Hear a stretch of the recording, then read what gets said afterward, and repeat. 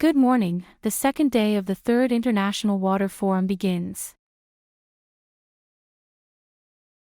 After a successful first day with several speeches, interesting discussions, we will start with the Minister of Maritime Affairs and Island Policy, Christos Stylianidis.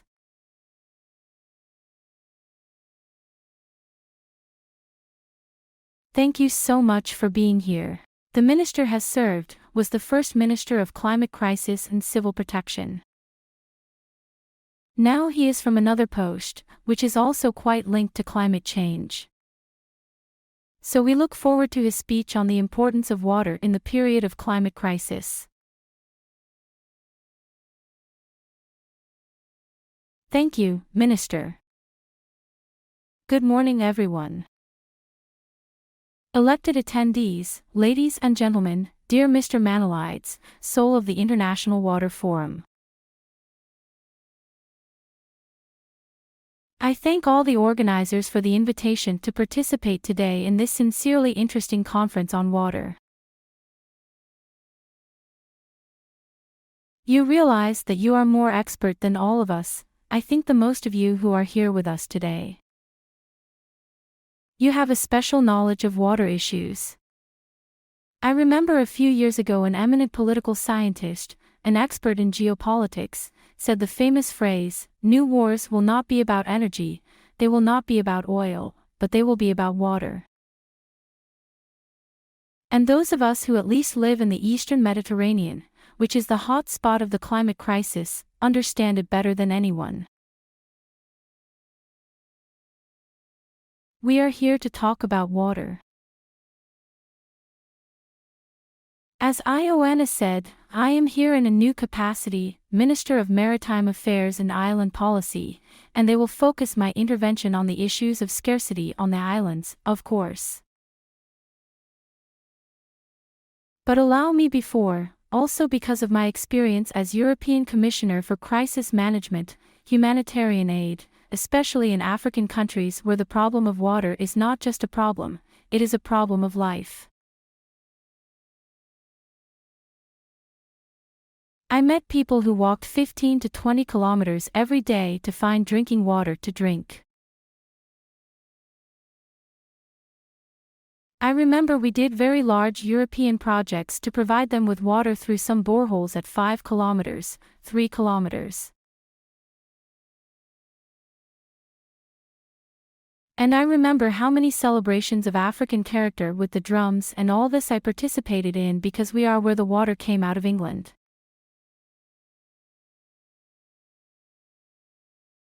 Although I come from Cyprus, which had a major water problem, my compatriot Mr. Grigoriou and we experienced big problems in Cyprus. And in my childhood, I remember that we had water twice a week in the houses. We did a very big project, fence tanks, which finally succeeded and we have surpassed. I insist on this program, because I believe that we need something similar on our islands. Returning to Africa, I say that only if you see this scene of people desperately seeking, not a glass of water, 10 drops to survive do you realize the importance of water.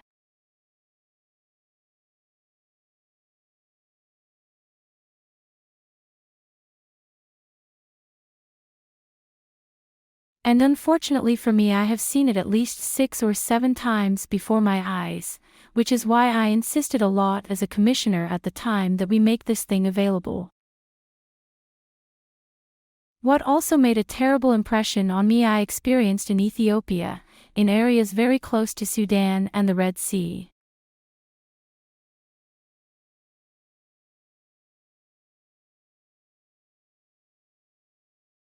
I saw for the first time in my life such skeletal animals. I never thought I would see animals unable to walk due to lack of water.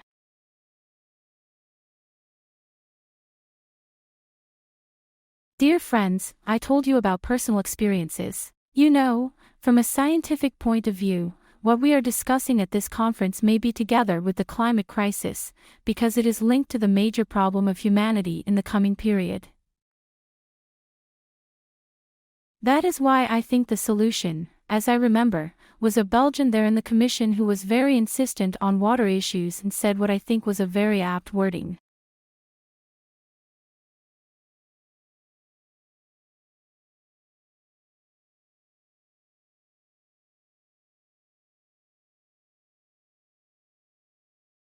Not a drop of water should go to the sea. Not a drop of rain should go to the sea. This was the position, and I believe it was a position that should be more or less embraced by all of us who live in areas such as the Eastern Mediterranean that repeat the hot spot of the climate crisis.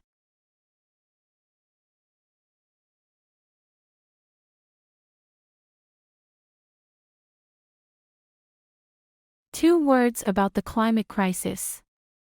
The Prime Minister, when he established the new ministry, aptly insisted on a personal habit: we had to move away from the term climate change to the term climate crisis.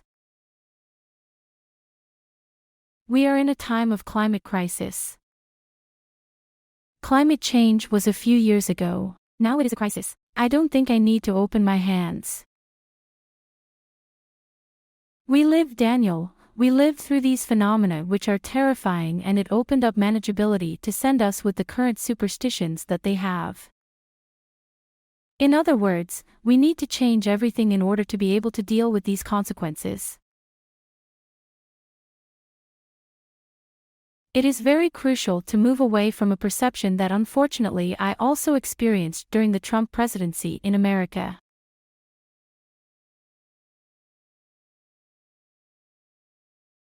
I had the misfortune to be part of the European Union group on the Paris Agreement as commissioner.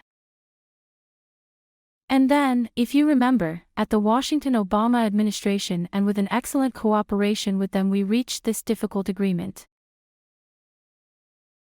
2 or 3 nights we didn't sleep, with tough negotiations with the Chinese, the Indians.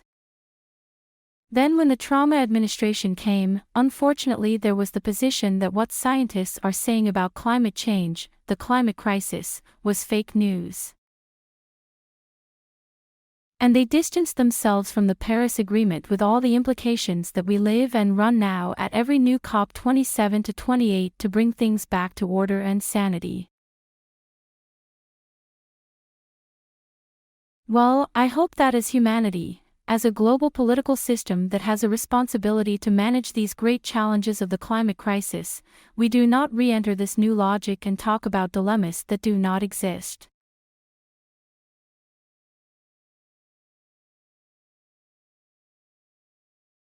The climate crisis is here with us, and we need to see it in all its dimensions and do everything we can to limit the impact and save lives in the final analysis.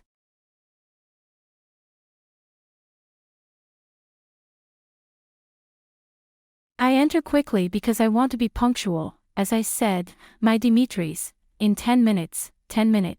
Do not talk more than we are allocated.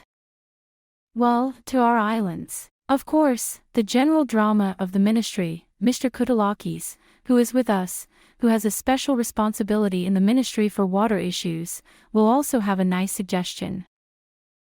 You all know very well that the Greek islands, our islands, the beauty of Greece. I will say a phrase that the President, Jean-Claude Juncker, always says: the beauty of Greece is both its fate and its difficulties. Our islands are so beautiful, but also so difficult to manage. To keep people there, to get them water, to find jobs, to produce something to stay on the islands and to live as people in normal and satisfactory morals. You all know that the problem of scarcity is enormous. We also have here the embargo from COS. I do not think I need to argue any further. This problem is known to swell in the summer months. When COS from a population of 35,000, you realize.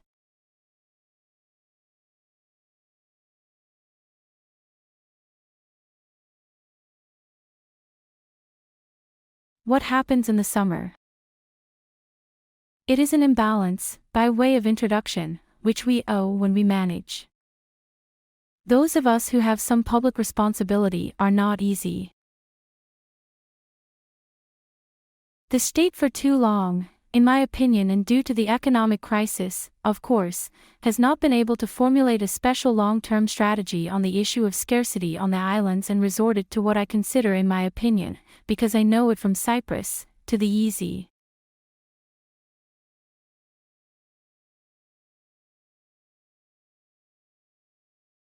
The solution of desalination, which is costly, surprisingly costly, with reservations regarding the environmental footprint, to be honest, I know.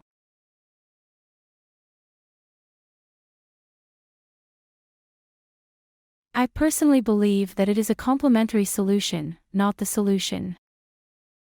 That is why we must at all costs formulate a program so that not a single drop of rain on the islands goes to sea. That is the great challenge ahead of us. Starting from the experience of Cyprus, I tell you that I believe it was one of the good things we did in my homeland. But this was a successful experiment, and it is named after an eminent professor of Imperial Papasilomotos, who had this excellent idea, and we built all these dams, and now I can tell you that very few rain games go into the sea.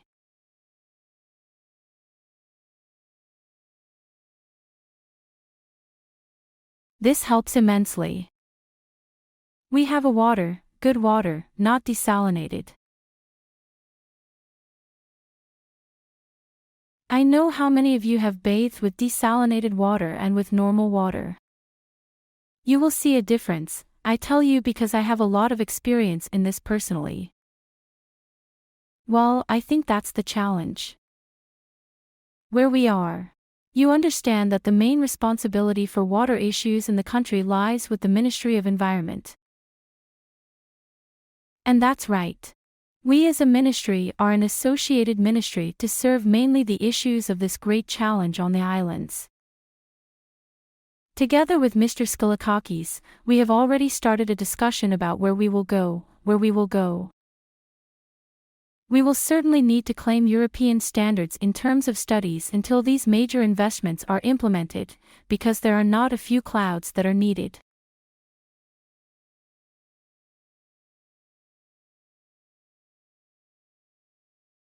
I believe that we need what our English friends say, even in this case, to think out of the box.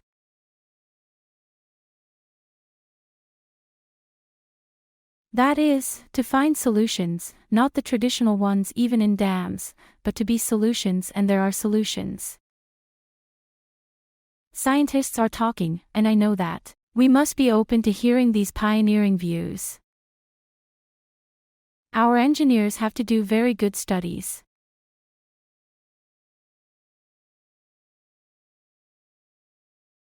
Thank God we have very good engineers. Hellenism takes everything related to mathematics to the next level. We are good at math. Well, as engineers, we have to do very good studies because we have some examples that are traumatic. For example, I know that in Luros there is a dam in which no water goes. When? It is tragic. Why this mistake was made. Which means that we have to be very, very systematic, rigorous, disciplined for studies to be excellent. We accept nothing but excellence. Mr. Printanis, I am hysterical, so sorry about that. Well, to do what we have to manage whatever European euro, we have to build this strategy. It is not an easy road. In my view, this is a target of 20 years. So much. But personally, because I'm not here to make a political career, I've said many times, I'm here on a mission. I will try to put things in this direction together with Mr. Skylakakis and with the people in the basement, Mr. Koutolakis, the other Secretary General, who are excellent in their work and help a lot. I think I will stay so far, Mr. Manouloudis. I told you our thoughts, I told you the challenges, I told you our mistakes. It is time at this critical juncture of the climate crisis to move forward, but to go in the right direction and with the right acceleration. Thank you very much.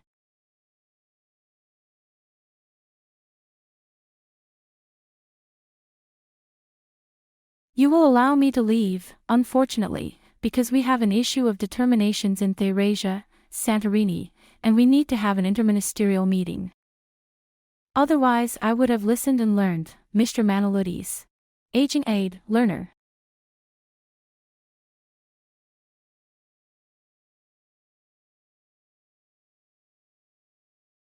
Νομίζω μπορούμε να συνεχίσουμε. Προχωράμε λοιπόν στην ομιλία του Γενικού Γραμματέα. I think we can go on.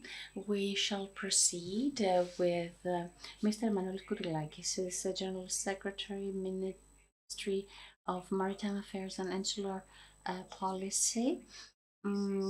He will be talking about water, footprint of the Greek islands, territorial approaches for data infrastructure and governance.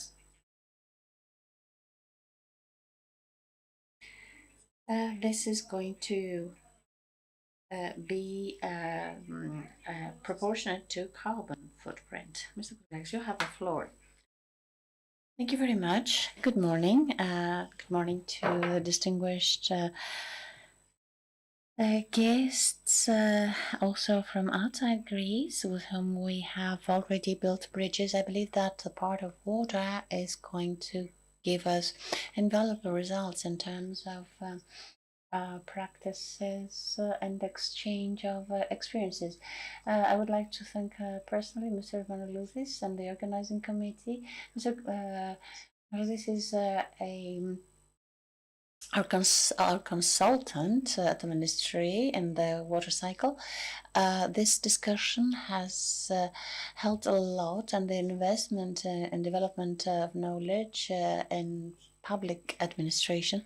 I wish to inform you that this is going very much ahead. We have invested, and we have included also the scientific UNESCO team in order to be able to manage what the minister said very clearly. And if he did not mention it 100% clearly, but in order to manage some natural resources or find solutions, we have to change the procedure. We have to talk about the problem at its proper dimension. We chose this title in order to intrigue the way we should be dealing with water management issues, in particular in the difficult geographical units of islands, which unfortunately or fortunately in Greece may be a curse, may be a blessing. But in crucial infrastructures management, which in our ministry is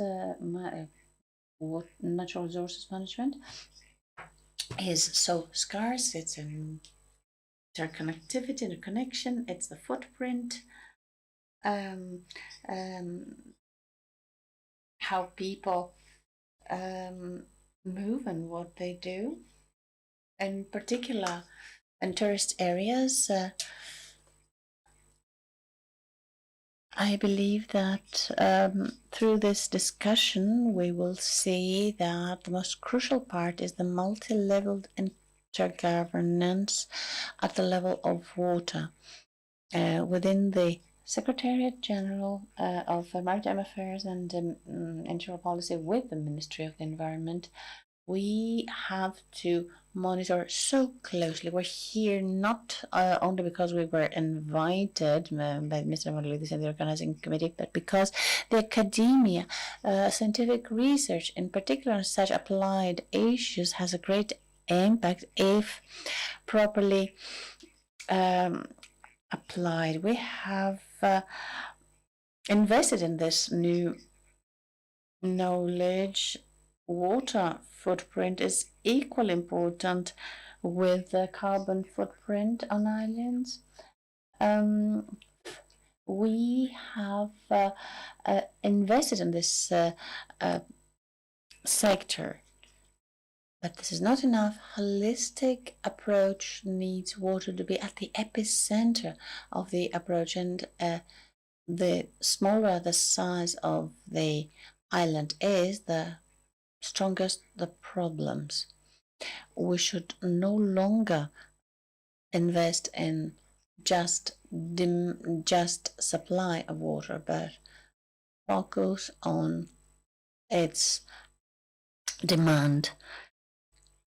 This is the essence. This is at the same time the risk of our challenge. As the minister said, climate crisis is not something that we're discussing as expected to happen. No, we need to take decisions now for the summer of 2024, where the further tourist development of islands seems to be reaffirming that we're not ready and we need more infrastructures. The same is in other crucial infrastructures.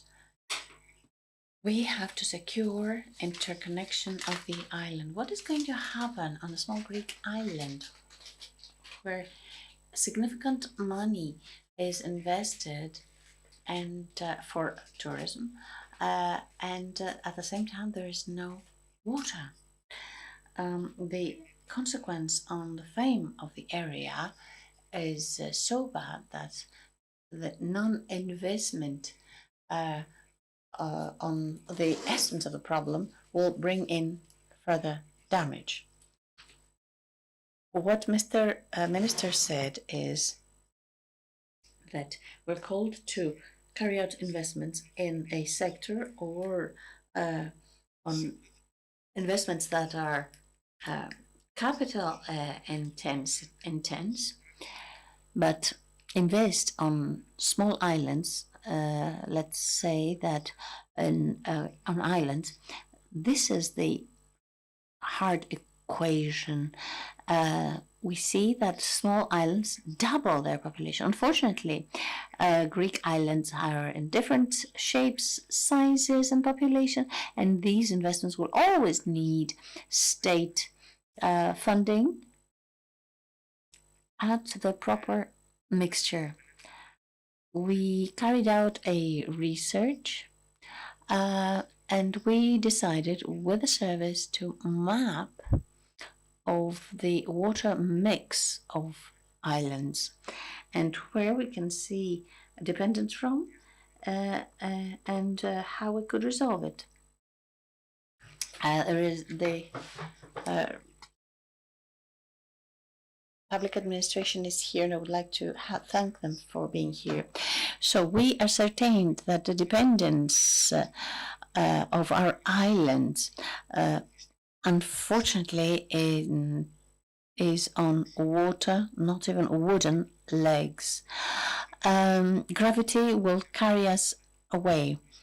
We have heavily invested in infrastructures, but we have not done anything to secure ourselves against risks. Climate messages are clear.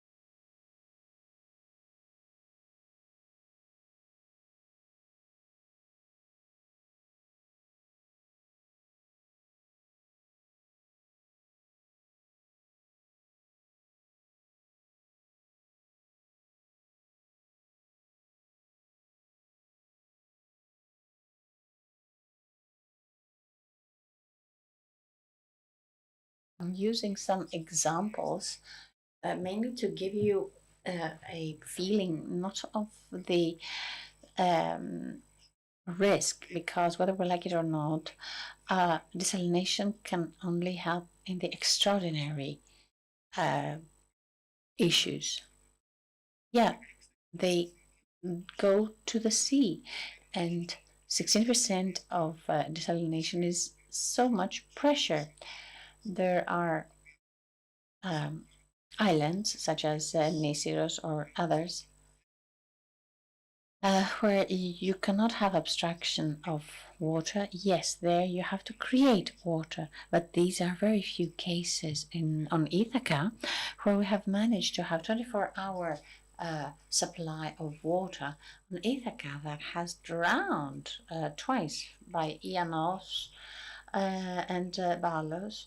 We have water supply from desalination plants.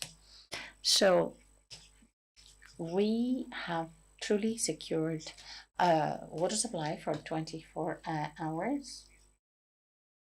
All the water could decrease this water dependence. The issue of water footprint does not have to do with the overall idea. We have to study the hydrological systems and take the proper decisions.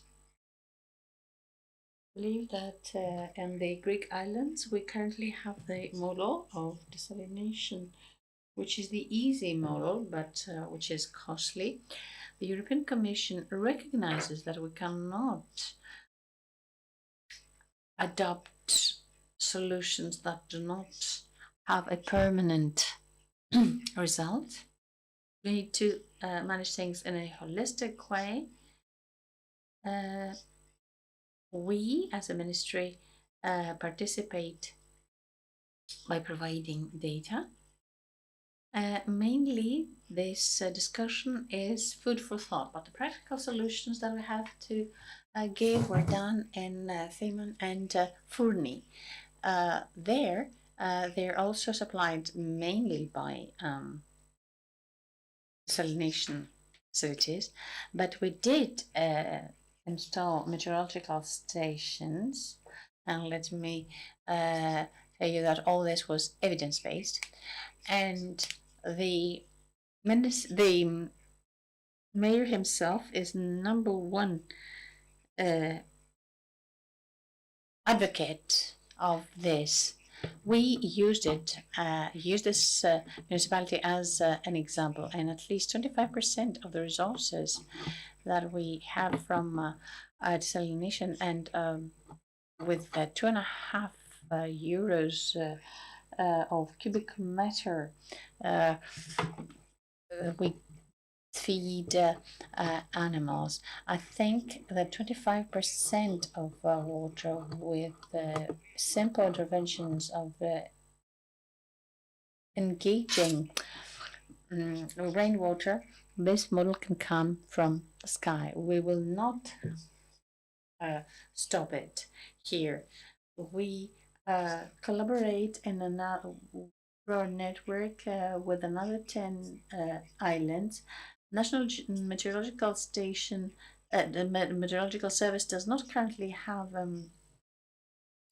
all the necessary data, but with permanent solutions, we are heading towards having a disengagement from sources that are not productive. I would say that water management is a typical example of the problem that shows the weaknesses in water cycle. We have been investing over 45 million euros, which due to the small scale of islands, we do not have a full resolution of problems. The blessing of tourists. Anthemina, Forni and Themina at the moment are also supplied mainly by desalination and the gentleman's team. Manlaudes proved with measurements because we installed metrological stations, and here I enter the part of data, because the right decisions without data are not decisions, they are circumstantial. We installed metrological stations, and the mayor himself, who is highly dependent on desalination, is the first at the moment in favor of how. On the small scale of Forni, Forni is not currently a developed tourist island, but is evolving. We have used this as an example, and at least 25% of the resources that currently cost from desalination and possibly also go to irrigation. With 2.5 euros per cubic meter that we pay for the production of desalinated water, we feed the goats below. Water management is not sound. About 25% of resources, I do not remember, lest I am mistaken, can come from the sky with simple rainwater capture interventions. So this model, we decided that we will not wait for all decisions to be made for all islands. We are expanding our cooperation and installing a network of stations on at least 10 additional islands to receive data. E.M.A.A.S currently has no data to give us. So how are you going to make decisions so that we can now see the resources that we will save from spending them for a short time? How with permanent solutions we can now have a dependence on resources that are not productive at all? This as a feeling, as a task. I would say that water management is the prime example of multi-level governance. There is a huge lack of knowledge, a huge lack of familiarity of water managers with the issues surrounding the water cycle. In recent years, we have invested more than 45 million euros in projects, which, however, due to the small scale of the islands, we provide solutions. But the issue is not how much money you invest, but whether that investment can pay off. I think Mrs. Svenu will tell us that the blessing of investments, of tourism investments, means at the same time a compromise that we make, especially when the islands are small. In Sifnos, I will tell you an example and I close with this, because sometimes, through examples, it is worth seeing how in the past our ancestors had predicted. A key architectural feature in the Cyclades Islands has always been, at home, the collection of rainwater in a cistern. Modern needs in the modern model of tourism development imposed the creation of swimming pools. So, we turned the cisterns, the domestic storage of water, into a luxury good, which is a cistern, a swimming pool, which somehow needs to be filled. At the moment in Serifos, 100,000 cubic meters out of the 250 cubic meters that the reservoir should have, the mayor tells me that I need to quickly find a fast poison and instead of taking them to enrich the aquifer, I should take them to fill the pools of Serifos. You realize that this is a management of the moment to get through the summer, but it is certainly not sound management of the few resources we have. Rational use, deepening of knowledge of water and rational use of resources. These are the three, so if I could say, conclusions from our own work. The water footprint is not just a scientific method. For us, it has helped us to be able to achieve a cooperation with stakeholders and understanding whether they are professionals, municipalities or ordinary citizens. The resident wants about 150 liters, the visitor wants 450. We must pay attention to this balance.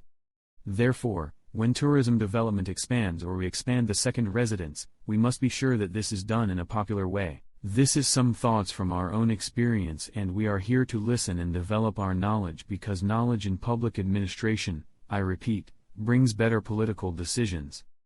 And thank you very much for the invitation. We thank Mr. Koutoulas very much, and I think that his speech follows exactly the speech of Mrs. Vinu, who is Prefect of Kaki of Nairos as well as President of the Institute of Tourism Research and Forecasting. You will talk to us about an issue that concerns all islands. You will tell us about your own islands. So, on the issue of water availability and water management in Greek hotels in the Aegean, the objectives and actions.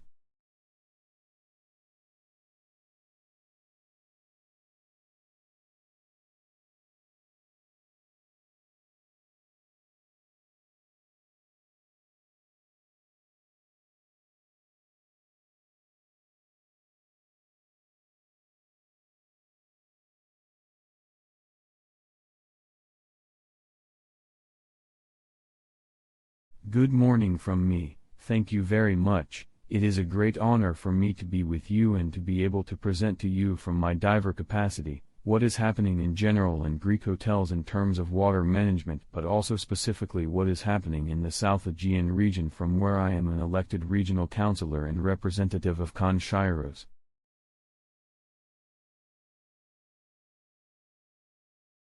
In fact, Nithairos lives only through desalination, a very special island, and of course we come with the great tourist development that occurs especially in recent years in our country and the great demand that our country records and the new record we expect in 2024 touristically, of course we are faced with infrastructure issues about which, however, we, in our own position, have been shouting for many years now. Perhaps that is what we are saying that, and the minister said it, the gentleman said it, Skoutulakis, you all said it, needs a strategy that will start top down and bottom up because each destination has its own special characteristics. Well, I want to tell you first of all what it is, who we are. I will start in my capacity as president of the Institute for Tourism Research and Forecasting. What is the Institute of Tourism Research and Forecasting, our ITEP? ITEP is the institute that produces primary research in the field of Greek hotels. We are the scientific body of the Hellenic Chamber of Hotels, its main pillar, so that it can support its arguments. Essentially, therefore, we conduct scientific research on the key indicators and performance of Greek hotels. We follow international developments to see how they affect the tourism sector. We organize and participate in conferences. We cooperate with educational institutions. I want you to be able to have a picture. Because out of 32 million tourists, of course, about 60% stay in Greek hotels. Therefore, we are de facto considered one of the largest consumers of energy and water and resources in general. So who we are? 10,000 hotels. Close to 890,000 beds. How this potential is distributed. Here the numbers you see are at the unit level. Thus, 24% of hotel units belong to the high categories of 4 and 5 stars. We see it in the left circle. I will take you to the other circle, on the right, to combine again the distribution of rooms, and we see that the vast majority of hotels are small hotels, under 50 rooms.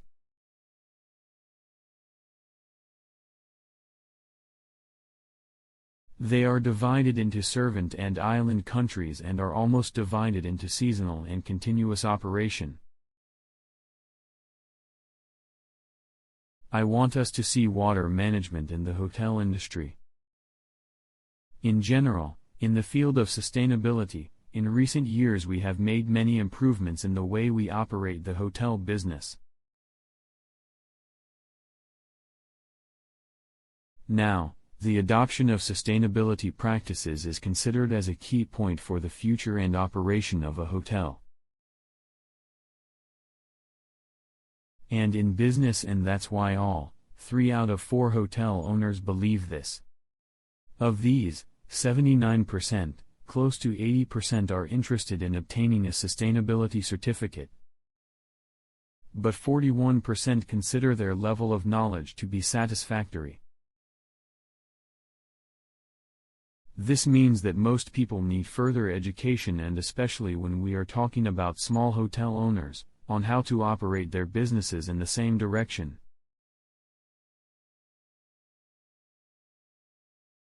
So what are the practices applied by Greek hotels? What are the practices that Greek hotels implement?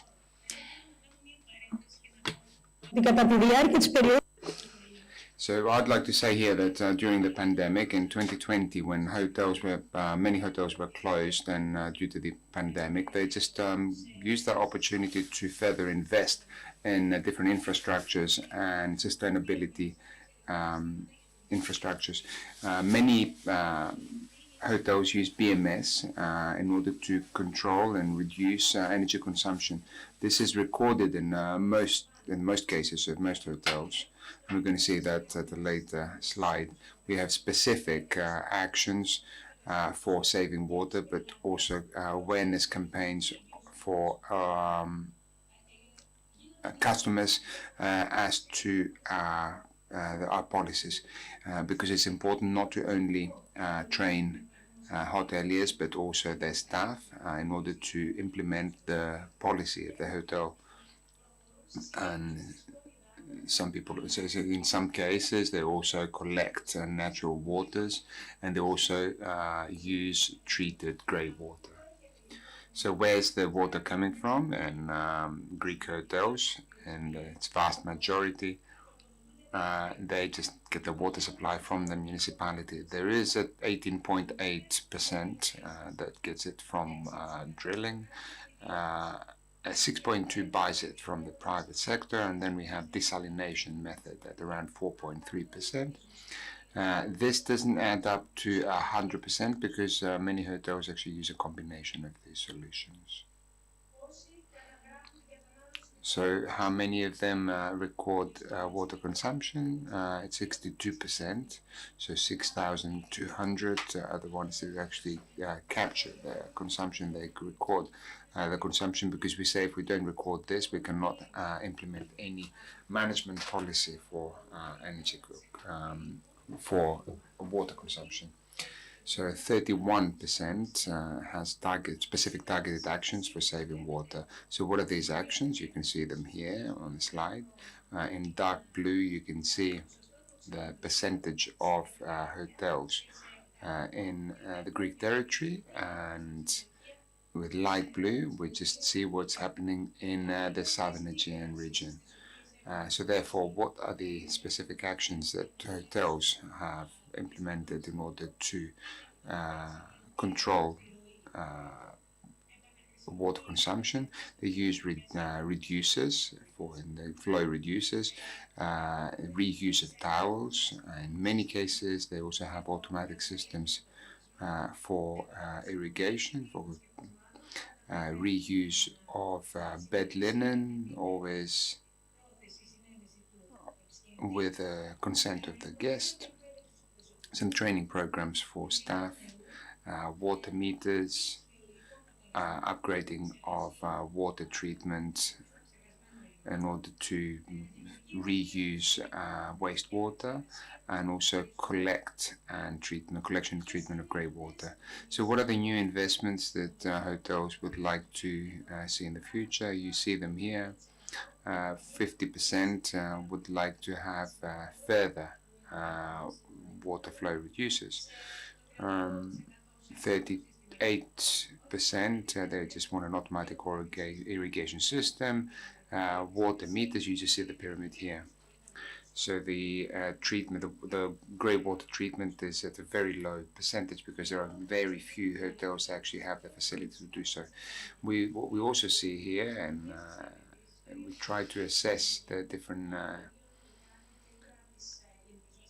intentions for investments, and what we see, and we've seen that both in energy and accessibility and water management, we want to see that we want to see specific and very targeted approaches, because there's no point having a program that's going to strengthen investments in certain actions that have already been implemented by Greek hotels. This is just a broader issue. Now, as far as wastewater is concerned, 2 to 3 hotels are connected to the central sewage system, and this is divided, for example, between continuously operating hotels and others that are not. We have 75% or close to 70%. 75% that is connected to the central sewage system in the southern Aegean region. So for the rest of them that are not connected to the central sewage system, we try to record to the extent to which certain solutions are implemented for the treatment of wastewater, and what we see is there's a 60% of these that utilizes grey water. This is similar to what we use with treatment plants, which in some cases there's not the right infrastructure. So I'm not going to bore you with more figures. We have these on a kind of regional level, but also on a category level of what you've seen. And it will be a great pleasure for us as EDEP to provide you with any figures that you might need. So let's now move on to the Southern Aegean islands. And I can tell you what, in my capacity as a Councillor of Southern Europe, I can tell you what's been happening, because it's a region that it's the first one that's moved to sustainability actions. The region of Southern Europe consists of the Deltaic. We have 18 islands, 32 islands in the Cyclades, 50 uninhabited islands, but it has 5 international airports, 118 ports. It's the top tourist region in Greece. It's 22% of the hotel capacity, and it receives around 6 million people per year. You see in dark blue the islands that belong to the region of Southern Aegean. So what's innovative for the Southern Aegean? The Geo-Eco Islands are all in the South Aegean Islands, specifically Astipalea. It was the first smart, sustainable island where we, the first time that we implemented smart mobility together with, in synergies with the private sector, and everything that you're going to see, they're all kind of private sector synergies, because we do need to change the way we understand those synergies in order to be able to move forward. Tilos. Tilos is an island with zero waste. It's a zero waste island. Chalki, and then I'm going to move to Rhodes. It's the first island with zero carbon footprint, where investments have been made there in a solar panel park. And it's not, that also means, of course, that the inhabitants of the islands do not have to pay for electricity. Rhodes is a great bet for the South Aegean region, because there's an effort that's being made for a holistic transformation for the island into a sustainable tourism model that is going to cover all the ESG principles. They include the environmental, the social, and the financial function of the businesses. So the whole island needs to transform their processes and their everyday habits and their functions in order for the island to be the first fully green tourist destination, tourist island. All this, you'll be able to see it in the video that follows.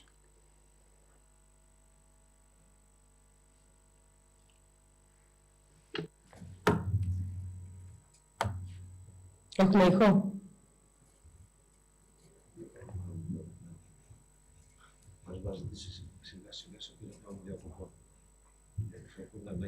Είναι σημαντικό να έχουμε τον ήχο, δεν ξέρω. The interpretation of the video is not possible because we do not get the sound of the video in the booth.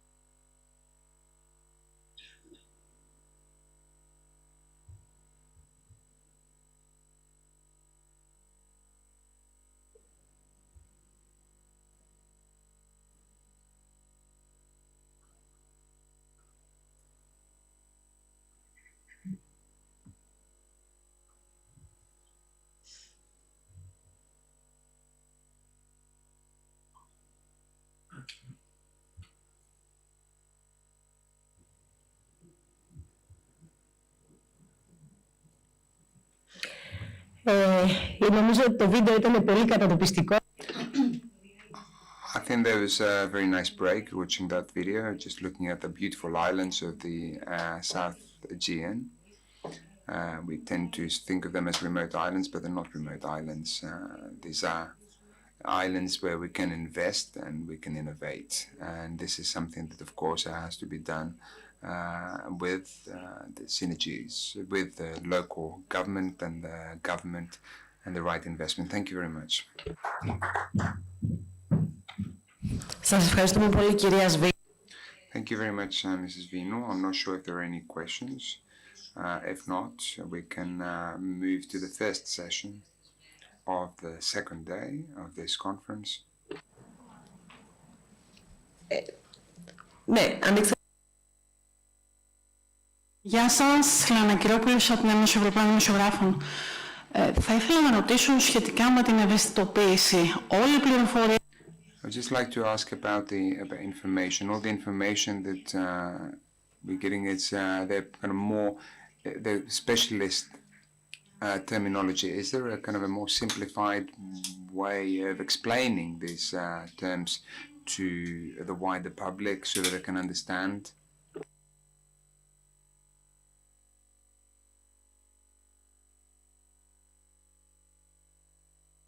Είναι πιο γενική η ερώτησή σας, στο χώρο τουλάχιστον...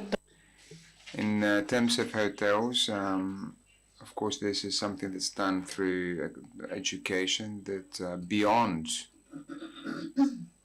the conditions that make us move to an environmental management, and therefore I, as a business person, I need to be trained and then further train my staff. However, because I see a lot of European visitors who come to our businesses, and they're already aware of issues that relate to water management. And because Mr. Koutsoulakis mentioned about 150 liters of water that was required by a resident, whereas a visitor requires 450 liters. I think these figures have changed now, firstly because we made the right investments, but also because it's the right level of awareness in the people who visit the islands. We also see that in the roads project, because it's difficult to go into every household and change the attitude that people have grown up with and make people understand that they need to follow, some different habits. So this is why we talk about starting this at the very early stages of education, but also we as parents with specific things that we can do and convey that message to our own children. So it's just a matter of organization, but also education. Να πω και εγώ λίγο όχι την άποψή μου, θα σας πω... I think there is a more rhetorical question because, of course, I think it's just self-explanatory that we do need to familiarize people with these terms. But I think we're focusing on water supply, but we're not really focusing on water demand. And when we talk about demand, we talk about education and making people understand what the impact is on their pocket. But we don't want people who just feel the financial pressure in order to understand the risk. They need to understand what the figures are. They need to understand what the risk is. We as a Secretary General, then we're not the competent authority for water. However, I did explain earlier why this is important, because without water we're not going to have islands. This is the stage where we're at. So we started a campaign for water saving. You must have seen the video of the Secretariat. I think we need to go on a kind of slightly bolder methods, and I'm not talking about only schools where we've moved on with specific actions, but I think it needs to be a more tangible message. In a recent visit to Barcelona, which has very different characteristics, but also very acute problems of tourism, This is something that we've done before, but I was just pleased to see that also in Barcelona. And the elevators, there were messages about how many liters of water we use, 2 to 18 liters for washing hands, up to 12 for brushing our teeth, 200 to 300 liters to fill up the bath, and 3 to 8 liters to flush the toilet. So everybody needs to understand their own personal responsibility. They need to understand that while I'm brushing my teeth and the water is running, that clean water is going to the sewage system. So basically we're just shifting the responsibility to somebody else. So not only I'm losing clean water, but then I have to I have to manage that water as wastewater. When I realized that, I think it was made clear to me that we need to make that message a lot clearer to the public. And Mrs. Svino might know better, but I would think that people who come here, and especially to smaller islands, and especially the ones that have been converted to GR Eco, it's because we're branding these islands with a very ecosystemic approach. So therefore, they're coming with already with this kind of a good level of awareness. But I believe that it's our businesses and our citizens that do not have the right level of awareness and education. So therefore, there need to be awareness campaigns on a continuous basis, so that people understand that when you're consuming water that you do not use, when you're consuming unnecessary water, citizens need to understand that the impact that this has on them. Sometimes the kind of boldness of the message is because we're talking about a very bold issue. And I'm talking about communication, because we need to manage demand and not just supply.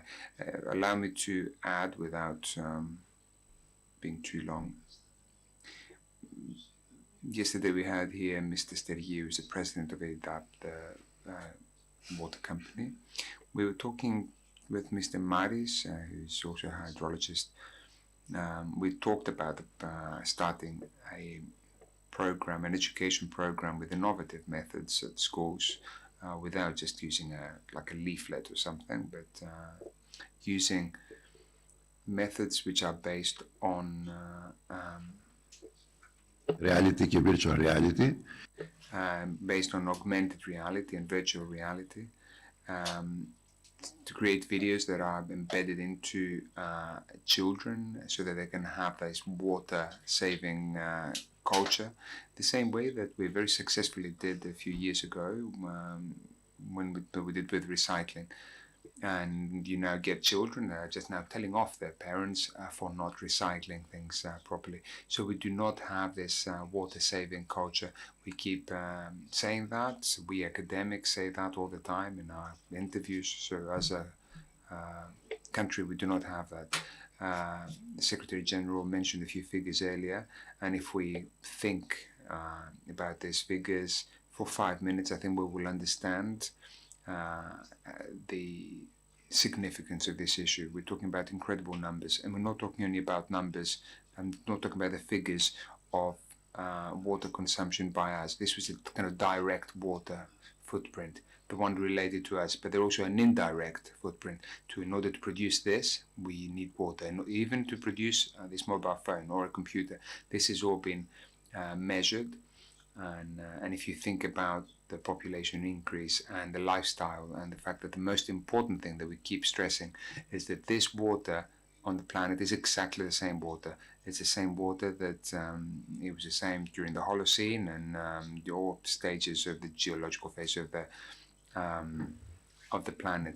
It's not like the sun, where every day the sun comes out and we can use the energy from the sun, or the wind, for example. So it's not a renewable resource. It's a recyclable. Renewable is the wood. If I plant something and I plant half of the plant and reforest the land, then of course I'm going to renew that resource. But I cannot do that with water, and this is something that we need to consider. And Of course, this is not enough to think about. We need to kind of pass on to new generations in the way that I've just mentioned. This is something that needs to go through us and our children. Okay, great. Thank you very much. Let us now move on to a video of Mr. Ismail Serageldim, who's a professor and coach at the Ninjavi Gajavi International Center, but also a founding member of the new Alexandria Library. He's going to talk to us very shortly.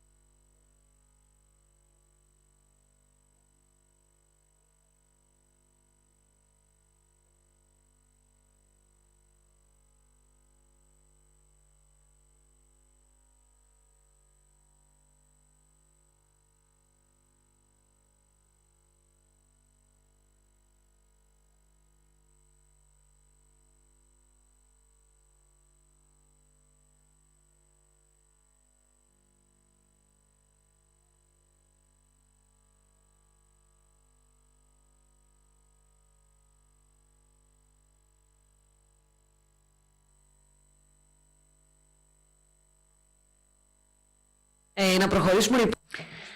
So let's get to the first topic of this second day, within the framework of which we put the significance of water at the epicenter in the creation of our culture. I would kindly request Mr. Papakostas and Mr. Tsoutos to take their seat on the panel.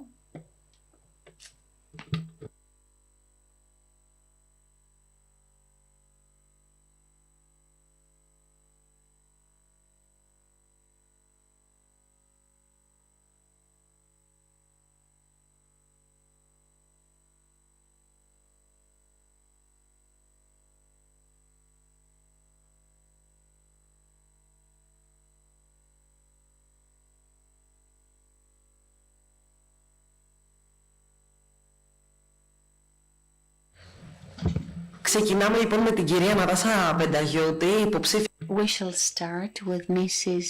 Natasha Pendayoti, who is a PhD candidate at the Department of Forestry and Natural Environment at Democritus, University of Thrace, Sustainable CEO, Greece.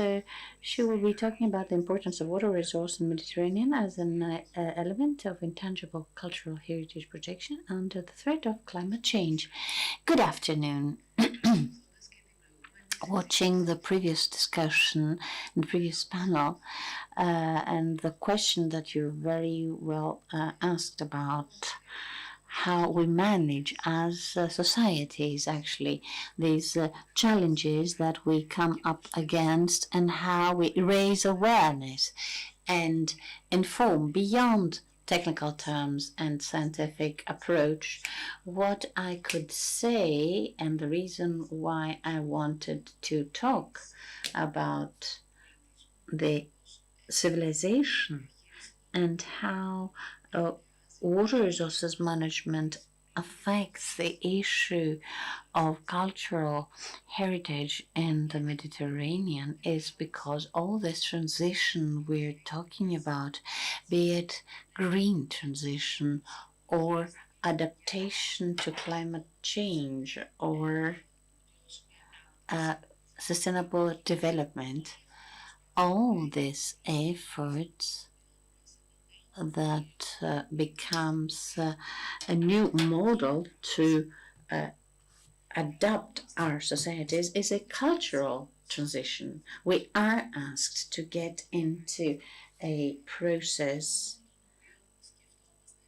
of changing the way we think, operate, live, and work.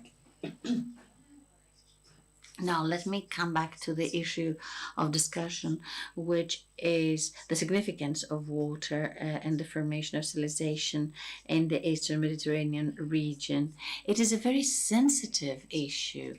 The research has been taking place for many years. However, the connection of effects of climate change on cultural heritage is a relatively new sector in the Mediterranean basin, where we have many ancient civilizations. The latter are connected to its water resources which not only support biodiversity but also the civilizations. According to Mediterranean Foundation, water resources have formed practices such as olive collection, irrigation techniques in southern Spain, which are an integral part of cultural, immaterial cultural heritage. However, currently, the coastal areas of the Mediterranean are facing erosion and floods, creating mainly food insecurity scenarios. The Mediterranean hosts more than 510 million people and is expected by 2050 that water demand will be tripled.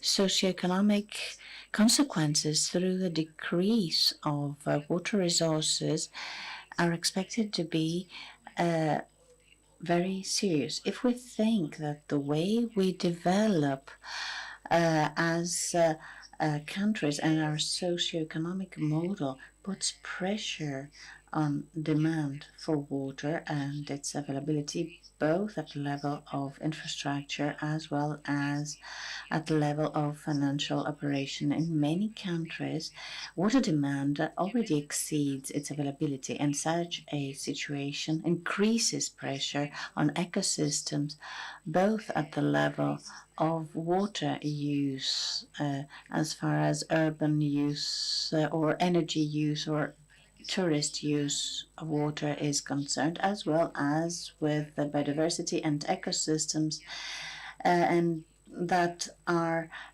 necessary for an overall operation of our economies and society. At international level, climate change implications on the cultural dimension is mentioned at the Convention of the United Nations in 2019 in Madrid. It is talked about in the next COPs, and because this situation is not only defined by the natural parameters of climate change, but also by the sort of cultural heritage, be it material or immaterial, we are already talking about scientific research and international dialogue.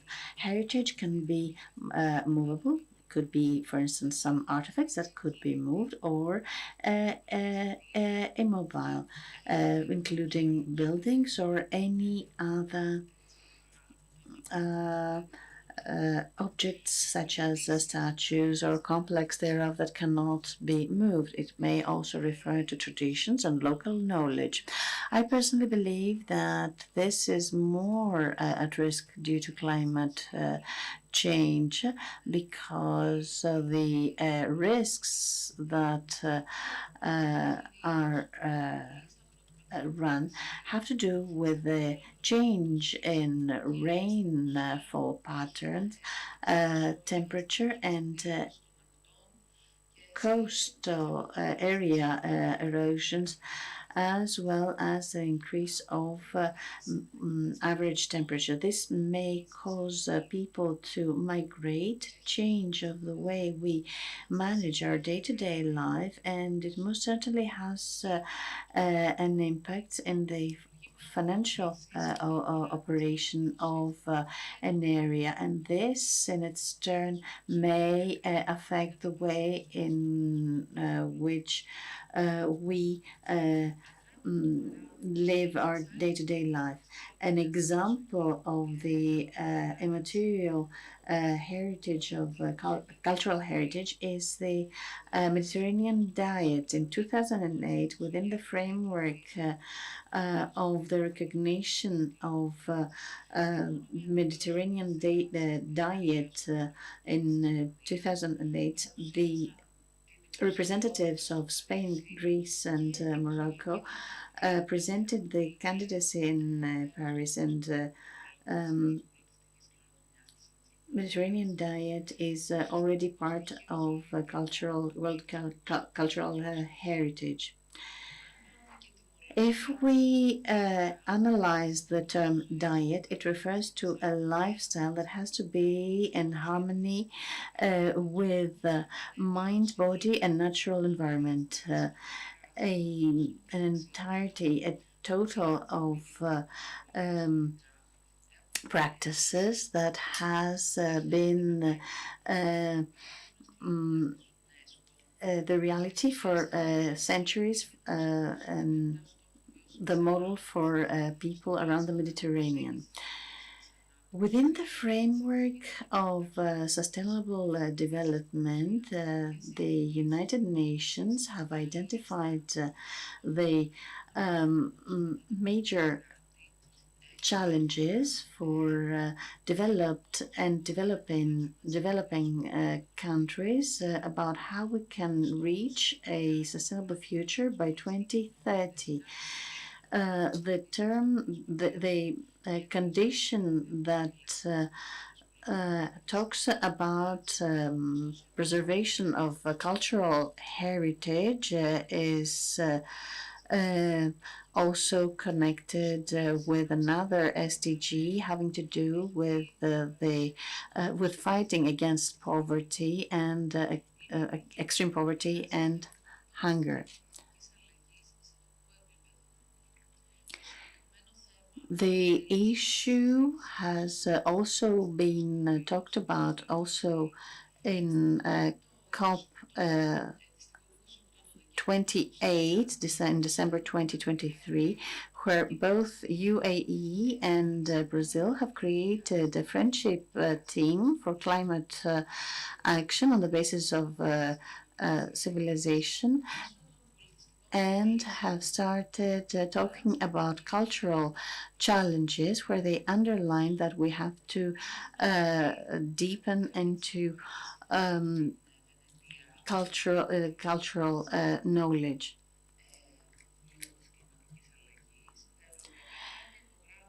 European states have many times underlined the significance of education and cultural heritage that can facilitate systemic change that is necessary to fight against biodiversity waning and climate crisis.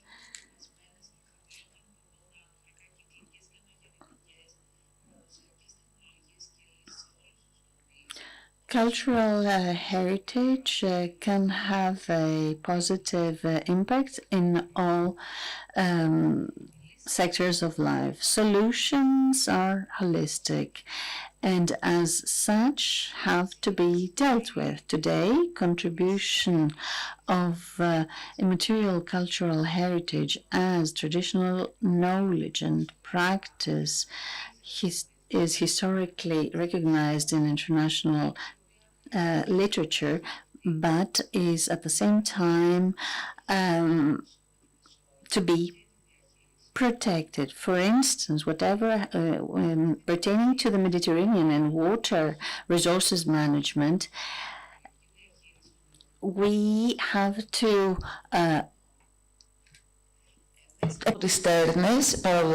revive. We have to revive the previous practices and go back to the traditional model of cisterns.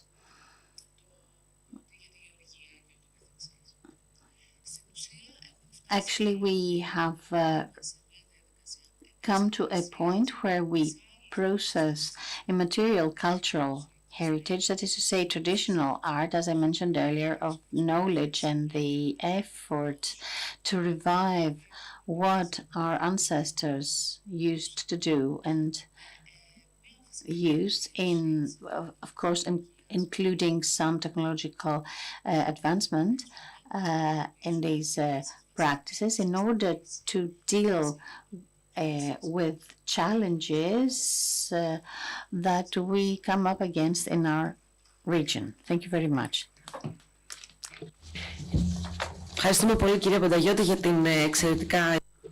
Thank you very much, Ms. Pendayotti, for your very interesting presentation. Yes, it is a very crucial issue, especially under the threat of climate change. We're going to have a small change. We're going to have Mr. Van Dijk Kommer, who's the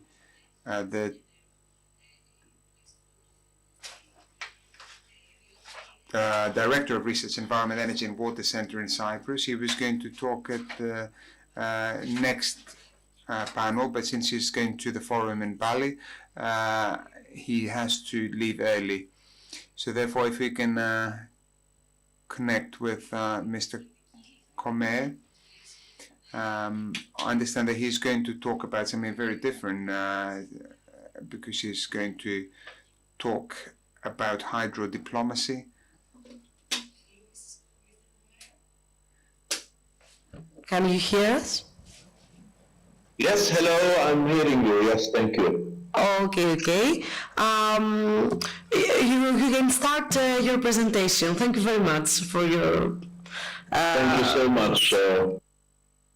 Yes, let me share the screen with you.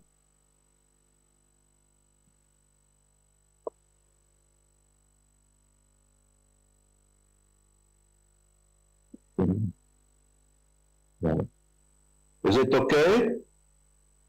Yes.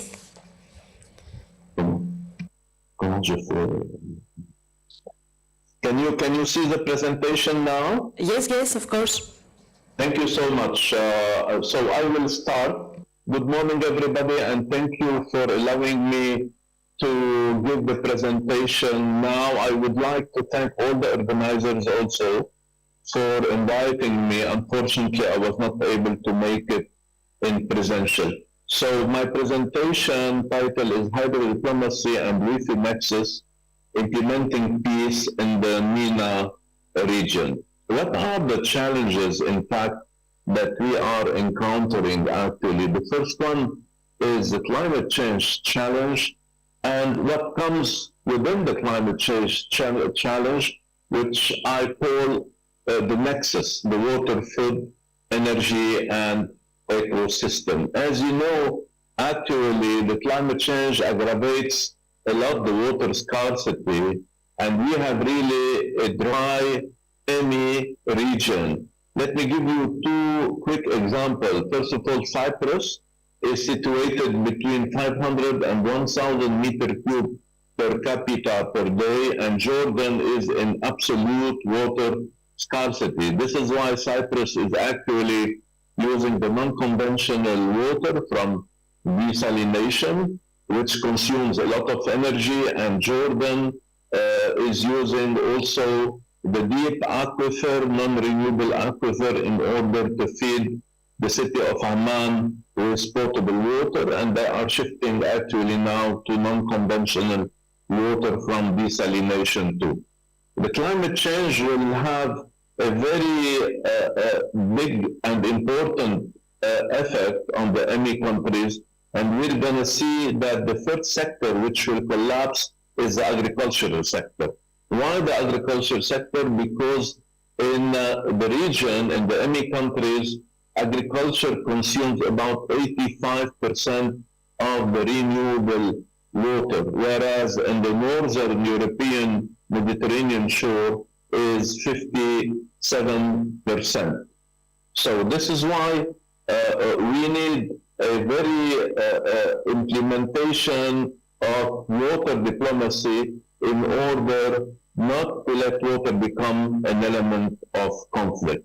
The specification of the E.M.A.A.S region within the water component became an international issue from the geographical point of view, because 66% of the water is transboundary, and all major river tributaries and aquifer are transboundary. The second main challenge is that in the E.M.A.A.S countries we have poor governance of water resources. So this is why climate change will reduce the water availability. And this is now the panorama that we have concerning the E.M.A.A.S region for the water resources.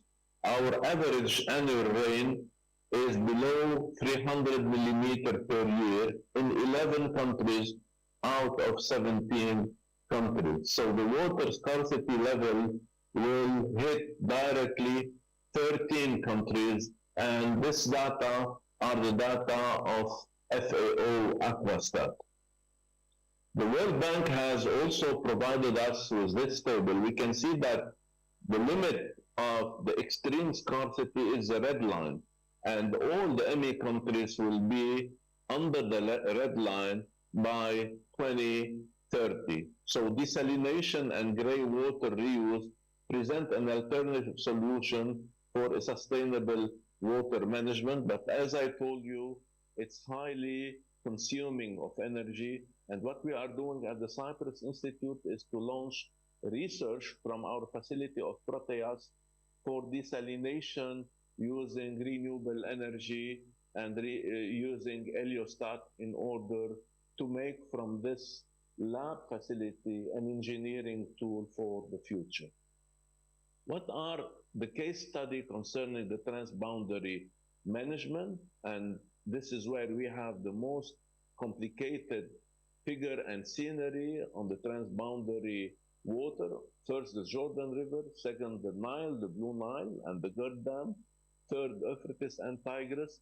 And we have a very good hydrodiplomacy case, which is the Orontes case, whereas we have worked together with Professor Michael Skoulos from Greece, from GWP-Med, in order to implement a transboundary water agency between Lebanon and Syria on the Orontes case. And we have also published within UNESCO a very important book concerning the Orontes in 2015 called Science Diplomacy's Orontes Water River Case. The issue in the Jordan River is that all the countries that share the Jordan River lives in an really water scarcity case. And the Arab countries also has all ratified the UN Convention of 1997 for equitable sharing and reuse. And actually, only two countries in the Middle East didn't ratify it yet. It's Israel and Turkey. So we have a lot of problem between Lebanon and Israel concerning the Sheba farm, a lot of problem between Israel and Syria concerning the occupied Golan Heights, between Jordan and Palestine from one side and Israel from the other side concerning the implementation of the Oslo Agreement, which is not actually yet implemented. And what we are looking really is to save the Dead Sea from its agony, because the Dead Sea is actually shrinking, and the Dead Sea is losing about 90 centimeters per year of its level. And we're gonna really have a big ecological crisis and cultural and natural, also heritage crisis, because this Dead Sea is going to disappear because of the bad management of the Jordan River basin from the upstream country and the intensive agriculture that, and the diversion of the water for the intensive agriculture that the upstream country are using. Now, the case of the Blue Nile is a very hotspot case for transboundary basin, and this conflict, unfortunately, originated from technical, institutional, governance, and political factor. So the Gerd Dam, as we all know, is really a very important dam for Ethiopia, but it is important for Ethiopia if Ethiopia had matches a stockage of water of 17 billion, not 70 billion, as it is the case actually. So this big dam is going to affect the high Aswan Dam of Egypt, preventing Egypt from generating hydropower and preventing Egypt also from the water which comes from Ethiopia through Sudan towards Egypt in order to irrigate all the valleys in Egypt. You can see on the right-hand slide the effect of replenishing the Gerd Dam and the decreasing of, it's the blue line, decreasing of the high Aswan Dam. And in order to have again the same stockage of the high Aswan Dam, we need to wait for 20 years. This is why hydrodiplomacy of the Blue Nile should be rely on technical, institutional, and political solution. The technical, institutional, and political solution should be based on the nexus, energy for Ethiopia, of course, but water for the three countries, and especially for Sudan and Egypt, because the economy of Egypt rely on the water of the Blue Nile. The other hotspot is the Tigris and Euphrates. Unfortunately, as I told you, that neither Israel or Turkey recognizes the 1997 UN Convention. What I could recommend is to issue a recommendation from our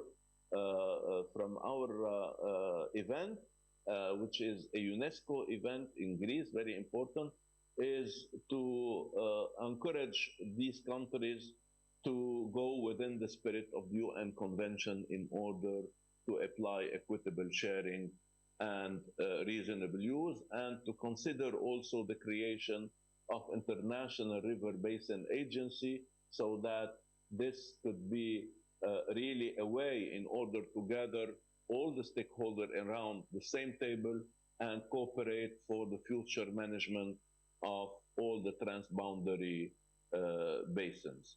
So this is some slides concerning the Tigris and the Euphrates.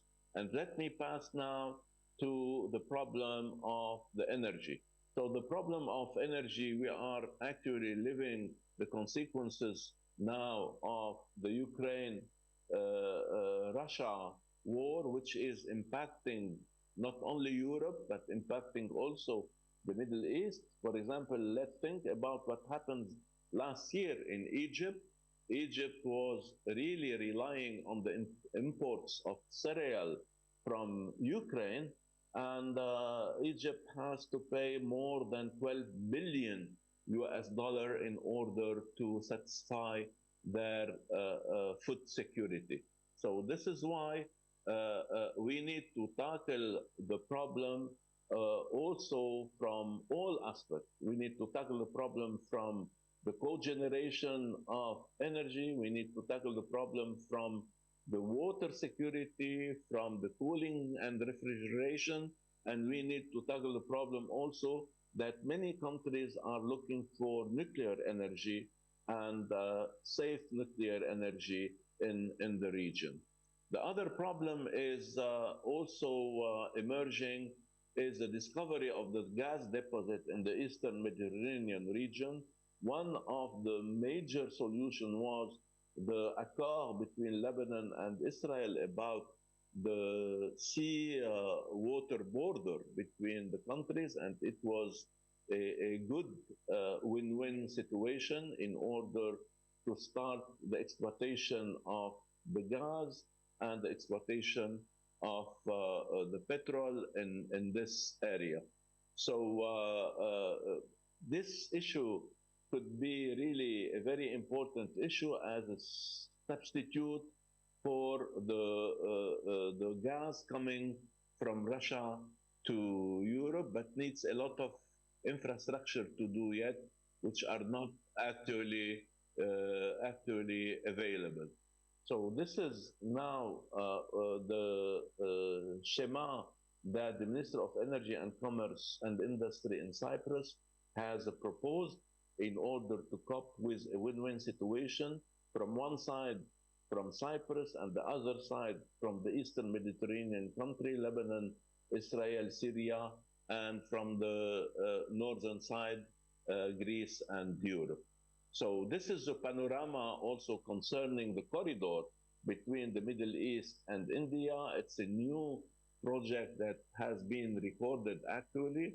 This project includes two corridors, the East Corridor connecting India to the Arabian Gulf and the Northern Corridor connecting the Arabian Gulf to Europe. This breakthrough railway corridor will also provide a reliable and cost-effective cross-border ship-to-rail transit network between India, the UAE, Saudi Arabia, Jordan, Israel, and Europe.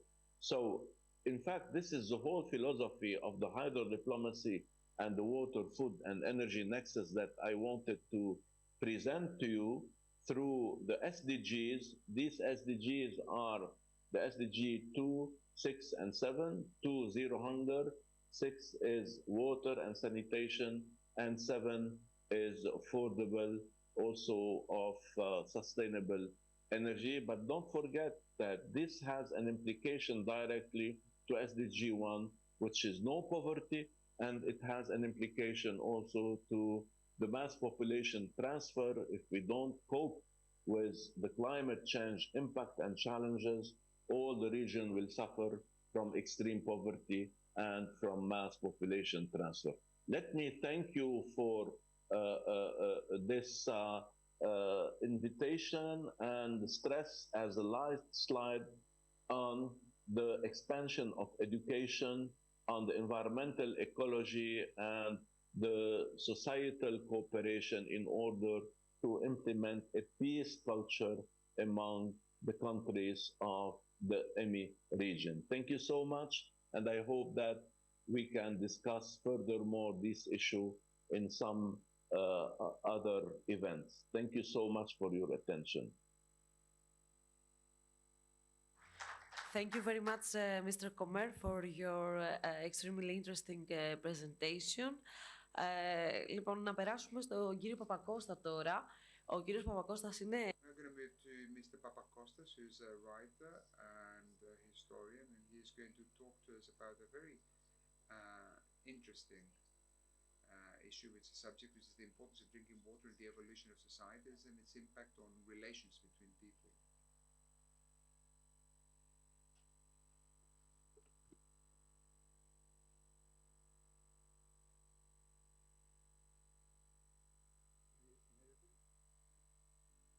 Dear attendants of this conference, first of all, I would like to thank our organizing committee, which has given me the opportunity in such a conference to have a floor. Despite the fact of not being a specialist, nor do I have the possibility to suggest a solution that will be serving this so important and deep problem that concerns our society. I am a historian, and I try to study as much as possible history, and I do so through the non-evident. Traditional historiography mainly shows historical developments as events, economic, society, and war events. However, current research has to do with something that is evident.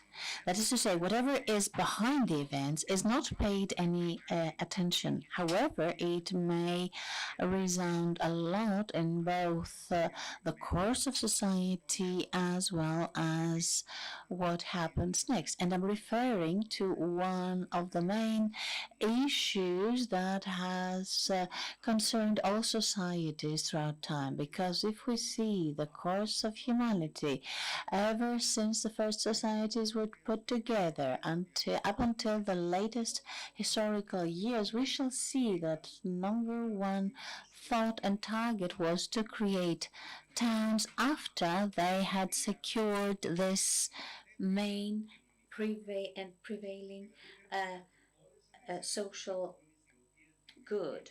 All towns that were created from prehistoric times in Mesopotamia, Egypt, and later in Greece and in several places of the European area, we shall see that they're basically interested in securing the primary good, which is the primary commodity, which is water. Food comes at a secondary place because in order to survive, people need to have water. And truth is that many times lack of water can create huge problems, as we have specific examples from history having to do with the developments that have occurred in this specific society. In 1848, Europe had the greatest social and political revolution, mainly in France, but also in neighboring countries and in Greece in the long run. This exactly is due to the weakness of the regime to serve the needs of citizens. A more careful study of the topic, however, will lead us to a completely different point. That is to say, in 1846, 1847, there was the biggest drought France has ever had. This, in its turn, had as a direct consequence to have a complete destruction of agricultural production, which also supported the politics that French Roi Louis Philippe had to his citizens, meaning he gave a quantity of wheat and bread to citizens on a daily basis. But because of this drought, there was no possibility to give the good that was necessary for the people in order to survive, and this meant that he had to deprive the people from this commodity. This led to a revolution, to a riot. Ended up to the revolution and ousting of the king, the greatest revolution that the world had experienced after the French Revolution. This had an extremely severe consequence. So a weather phenomena was expressed as a political phenomenon. As we see today in Europe, there are countries that may change the structure of their society. These few days I heard so many different views from distinguished scientists. I consider, however, to be referring to some basic points that were mentioned. For instance, it is a fact that during the last few years, Spain has been experiencing one of the longest drought periods that both itself and the European area has experienced ever. Perhaps specialists might attribute this to environmental pollution, environmental conditions, and this may be the case. I shall not challenge this. I do not have the knowledge so as to get onto such issues. However, what I will be looking for is the consequences of a social phenomenon in the overall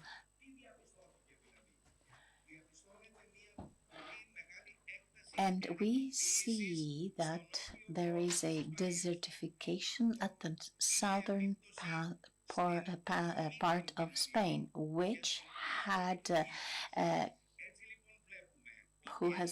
has brought changes in the way the societies operate. A large part of inhabitants are either moving towards other areas or desert traditional professions that they had been exercising for many decades. This is not a unique phenomenon. If we need to see the respective events that take place in sub-Saharan Africa, we shall see that large part of the problem is also due to that. That is to say, lack of water. Lack of water that creates extremely unpleasurable conditions of life. Not to mention that the economy is at a terrible point, and therefore people have to massively migrate, and we still have migration flows that we see not only in our country but also throughout Europe, and which is one of the most serious problems of our era. In the past, it is true that the people had a great relationship with nature. For instance, in antiquity, this relation was truly mythical, legendary, absolute respect to water, which also had a divine dimension. We should never forget that in all sources, in all springs and rivers and lakes, there were nymphs and deities, which means that adoration events were made because water was considered to be a primary need, and its presence secured quality, knowledge, generosity, bravery, and whatever characterizes the Greek civilization of classical and post-classical era. In any case that this was not implemented, we can see very serious problems being created, having destructive almost consequences. It is well known that after Alexander defeated Persia, he wanted to proceed towards further to the east. He aimed reaching for India. At some stage, however, his army reaches its utmost and can no longer follow him when asked to cross Hydaspes, that was the extreme of the Persian Empire. So he got furious and wanted to punish his army. In what way, though? During his way back, he did not choose the traditional route that he chose, but through Gedrosia desert. This means that although he was trying to secure every possible sources of water, because this is not what we only call water supply, but also food, because without food the army could not survive. Animals have to drink water, and you know that such a big army includes thousands of animals for different reasons. And this is exactly why we see that the course to return was a disaster, because they either did not take part, meaning that logistics committed terrible mistakes, or because the people on their way had beforehand destroyed everything. He lost 3/4 of the animals that his army had, 12,500 men, and his men were completely demoralized, which means that a simple fact that may have occurred from an incident of anger, and do not forget that Alexander is only 33 years of age, because he's in full wrath, because his favor wasn't done. But this event did have an effect on all civilizations. So we see that in future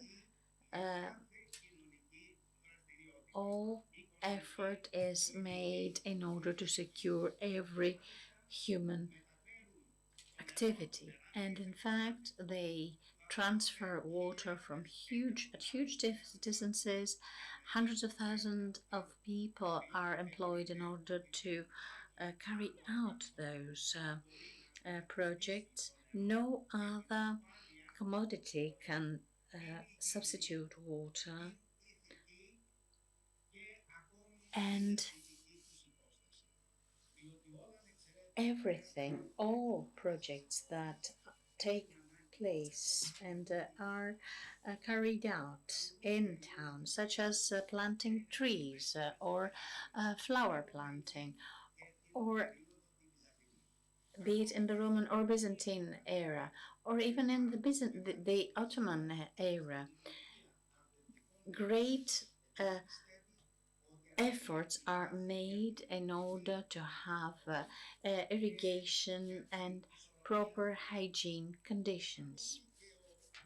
Even Ali Pasha and Ioannis, in a very limited research that I carried out, I saw that was doing works of big extent in order to secure these conditions, hygiene conditions and water supply conditions for Ioannina and the areas around it. He thought that this was a major factor and for the well-being of citizens. Let me mention that when we had the Thermopylae battle, Persian spies tried to check the area where Spartans were, and they were surprised to see that instead of dealing with weapons, they were taking a bath, they were washing their hair, they were combing their hair, they were looking at their face, because the relation that they had with water made them remember war practice, which we shall not see in other peoples. For instance, in the Near East, we do not see such habits, and because of the clear lack of water, this was not a practice.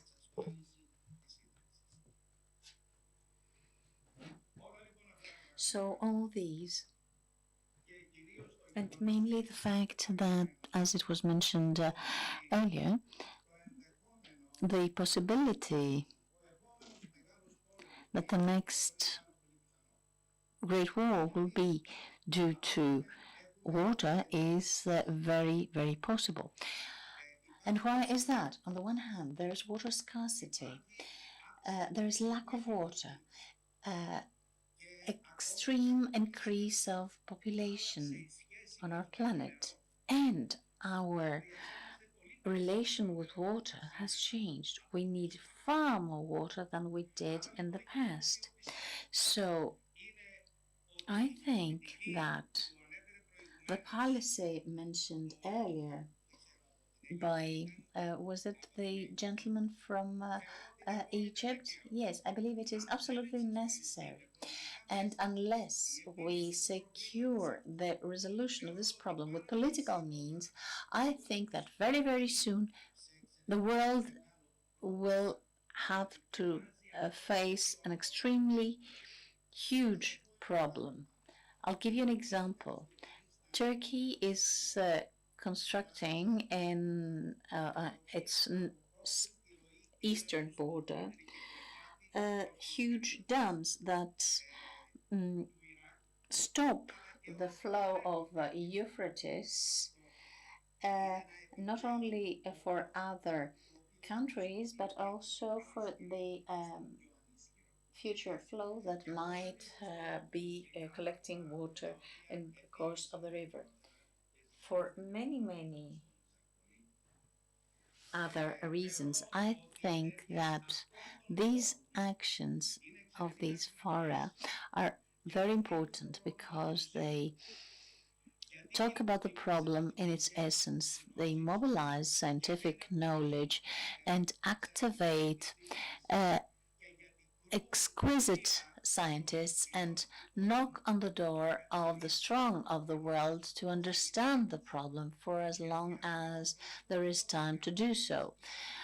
Because if for any other reason, either for political reasons or others, they stay indifferent, any change is going to cost people and themselves a lot. And then it will be too late for them to repent or take new measures. Thank you very much.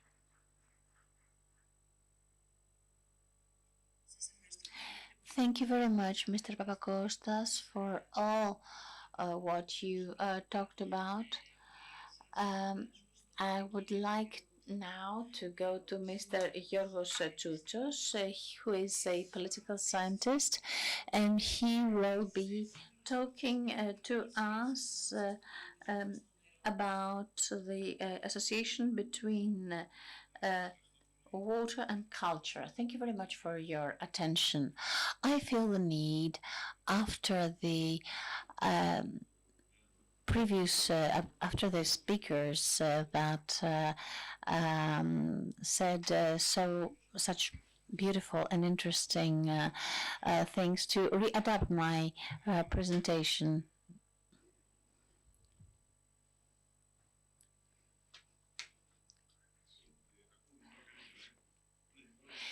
Now, I feel the need to adapt my speech to what was heard earlier. And of course, there are so many issues to talk about. First is the relation between culture, civilization, and water. I believe that the basic change that has taken place compared to the past is that through the illumination period and with the greater discoveries, people became enthusiastic with their achievements and the discovery of the world in which they lived. And this world was something that was not connected up to them until that point. In the past, water was part of human nature itself. So the relation to nature had to do with a relation to ourselves. So we had to be connected physically and psychologically. In addition, this is how we saw nature. This is why there was deification and so on and so forth.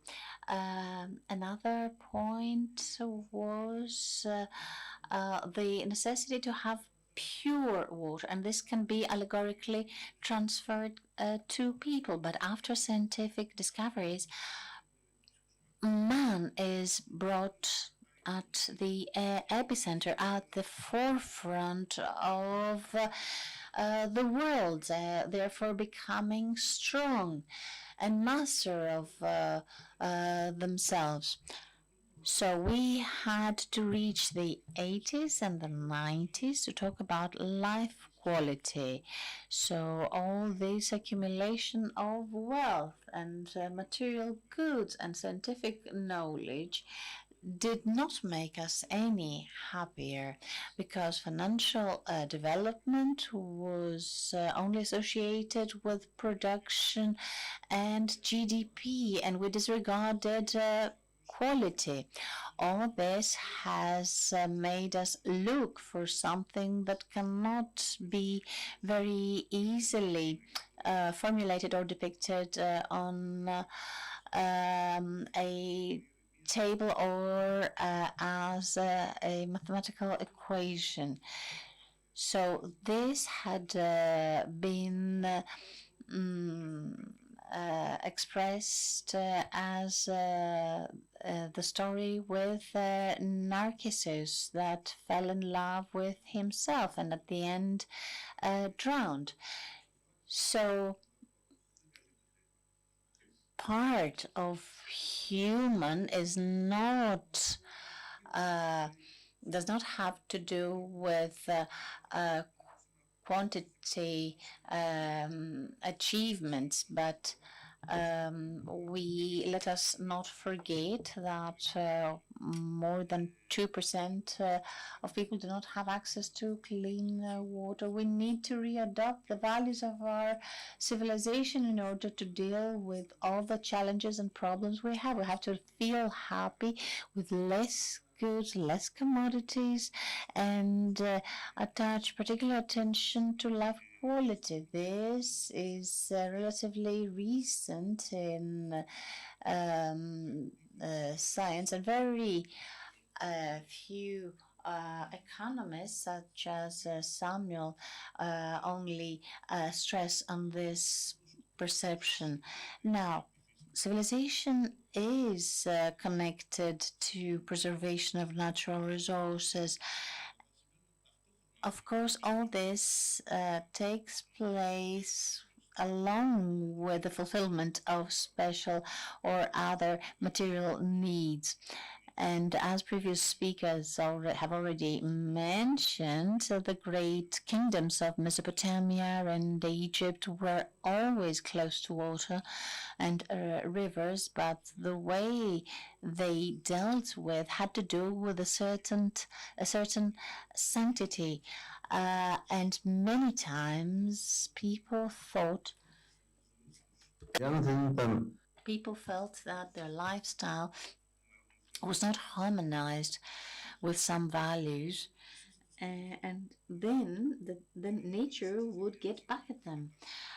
For as long as they were in a non-harmonious correlation, they would experience bad omens or conditions. We can see that in river water pollution, or what the result of disrespect towards the environment is, or being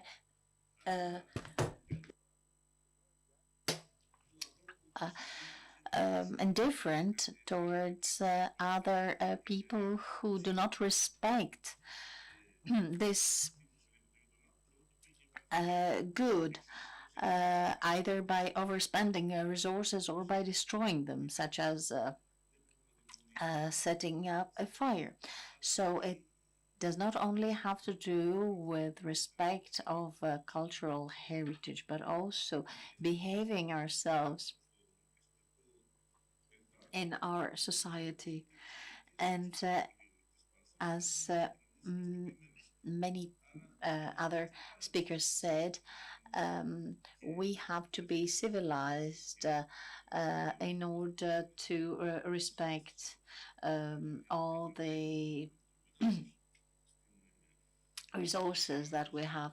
Let us not forget about the cleansing properties of water. We have baptism in religious tradition of Christianity, Islam, and other religions. All this can be seen under the prism of religion, but also through a practical point of view. There are policies being followed, but in reality, we need to have a wider change, political change, but political in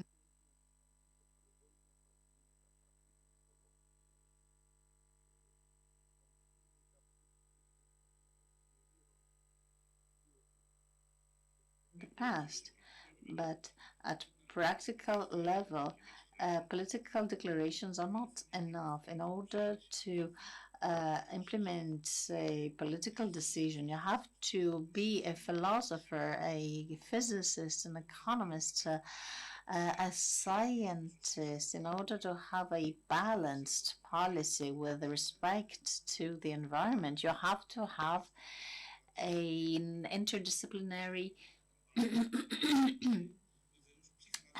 collaboration. And who produces policy? Economists do, but economists cannot possibly understand some points. By definition, But what about historians or humanities scientists? They are useful because they can help everyone else see that not only financial knowledge is sufficient in order to get to political decisions. Of course, all this may sound as a fairy tale when we talk about politics. However, I deeply believe that we have to have a balanced mixture and have a true coexistence between the philosophers and those who make decisions. This was also stated by Plato. And when Plato said that politicians have to be philosophers, he only meant that the common good had to be chosen over the individual interest. So this can be transferred in the Christian Orthodox tradition as the way a saint saw himself, the society, and his relation to it.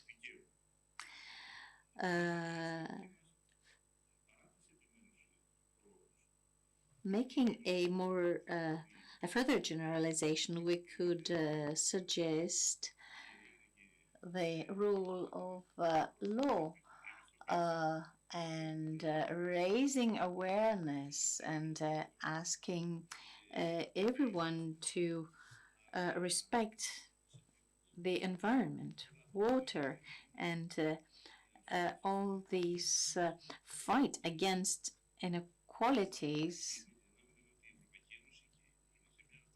should be a priority.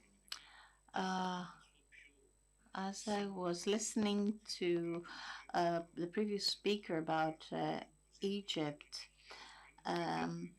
let's not forget it's a country that has always lived because of the Nile, and it continues to do so, and it does have problems with its neighbors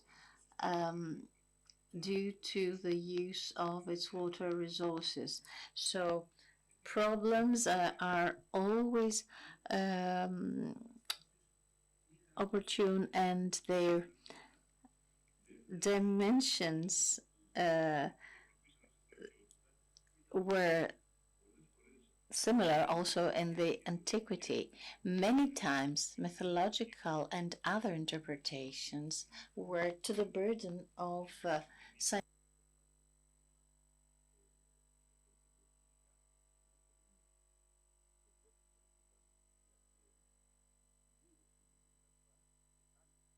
They saw the flooding of the Nile. Some would attribute it to metaphysical causes.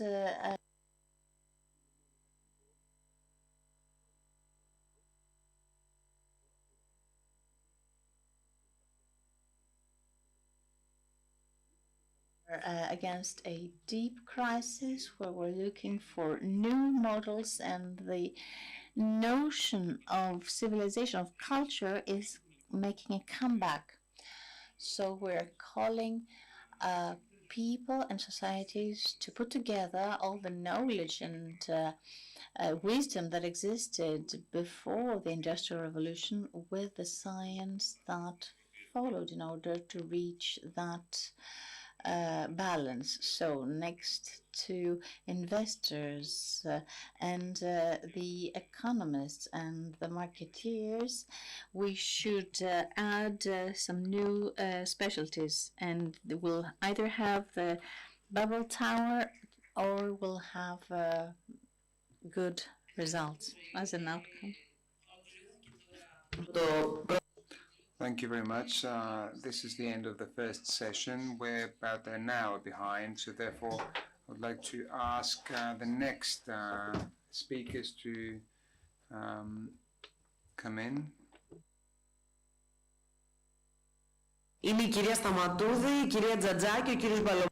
It will be Mr. Stamatou, Balamenos, Tsakos, Mr. Tamara Lotzer, as well as Mr. Theophanis Koutsidis.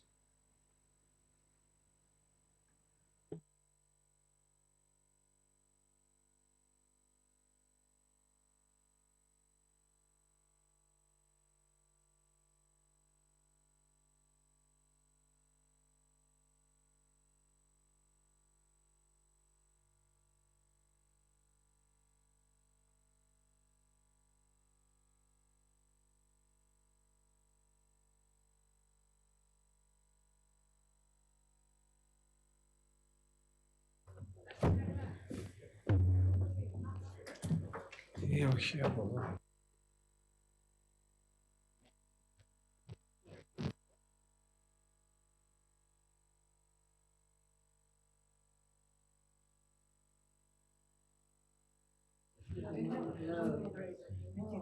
Έλα.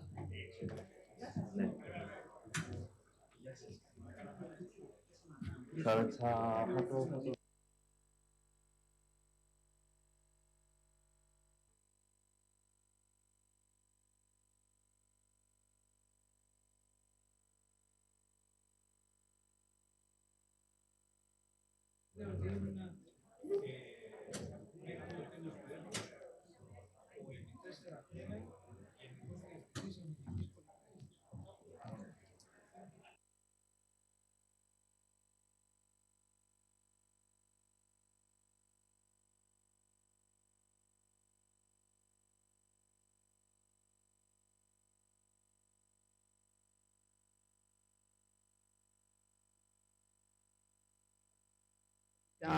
The Zoom guy was on my thing. Μετά το... Okay.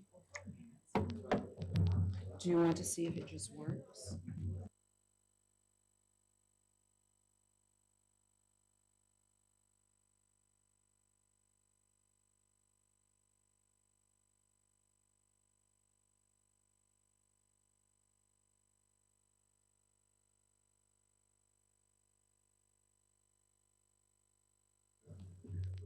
Έχουμε pointer εδώ πέρα.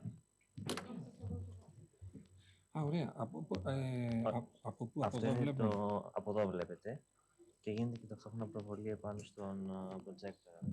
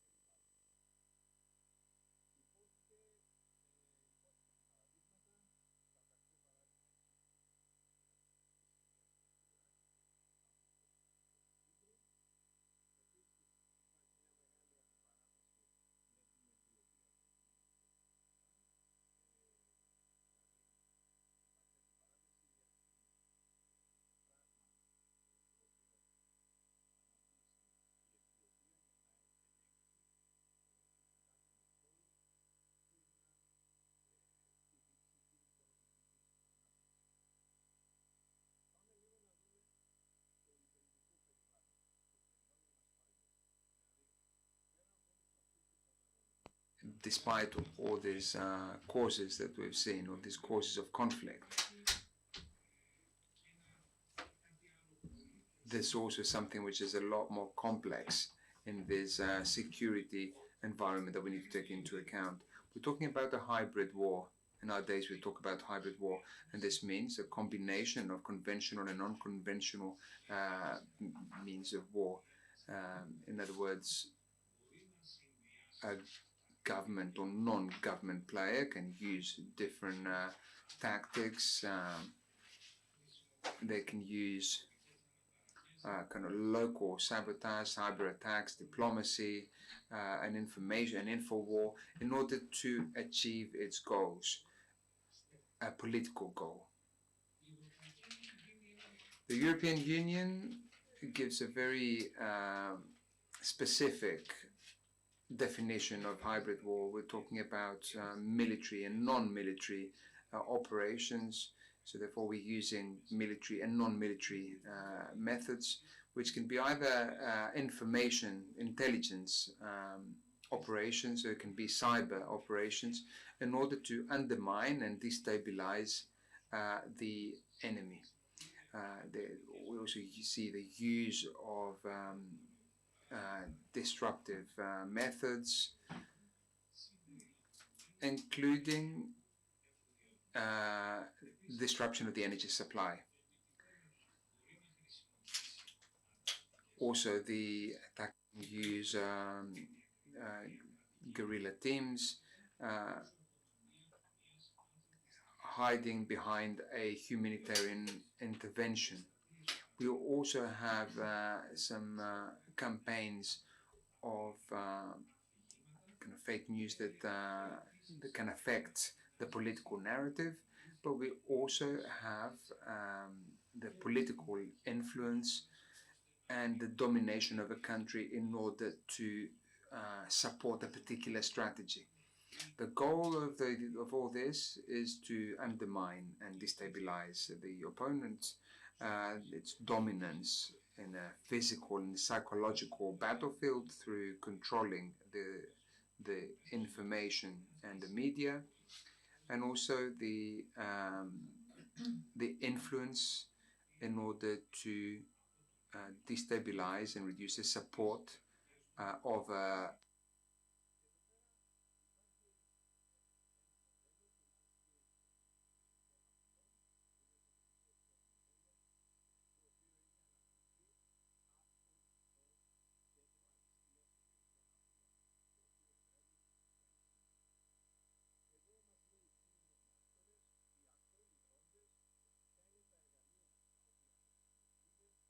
what are the tools, what are the domains, and the actions and the target.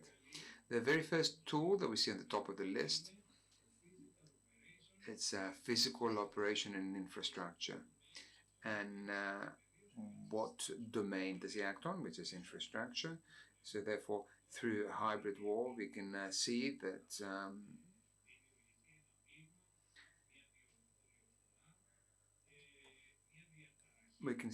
that the disruption in critical infrastructures of our opponent. In this particular case, in our case, what we're interested in is water infrastructure, the critical.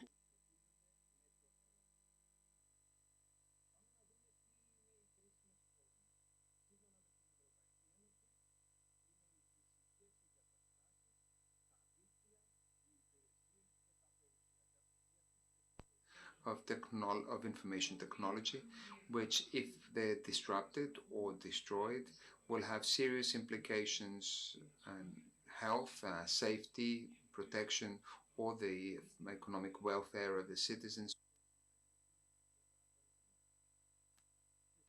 Τους υδάτινους πόρους σχετίζονται με τα φράγματα, την αποθήκη. Related to dams and storage and treatment networks and supply chains which support the sufficient availability, the quality, and the supply of this resource to the consumers. You can see here a table with all the different critical infrastructures. Now, the significance of critical infrastructures is because they contribute to the welfare of a society, or a country, or a nation. They give they enable the good functioning of critical government operations towards the citizens and economic actors, and in many cases they also serve, they're used for defense and security purposes. They need to be maintained in the right way because there are threats, and within that hybrid framework, these threats are of a hybrid nature, which basically means that the hybrid actor is trying to find the vulnerable points of infrastructure so that they can disrupt these infrastructures. So there's an interconnection between all these critical these critical infrastructures. So therefore, any vulnerabilities and failures can also affect other infrastructures.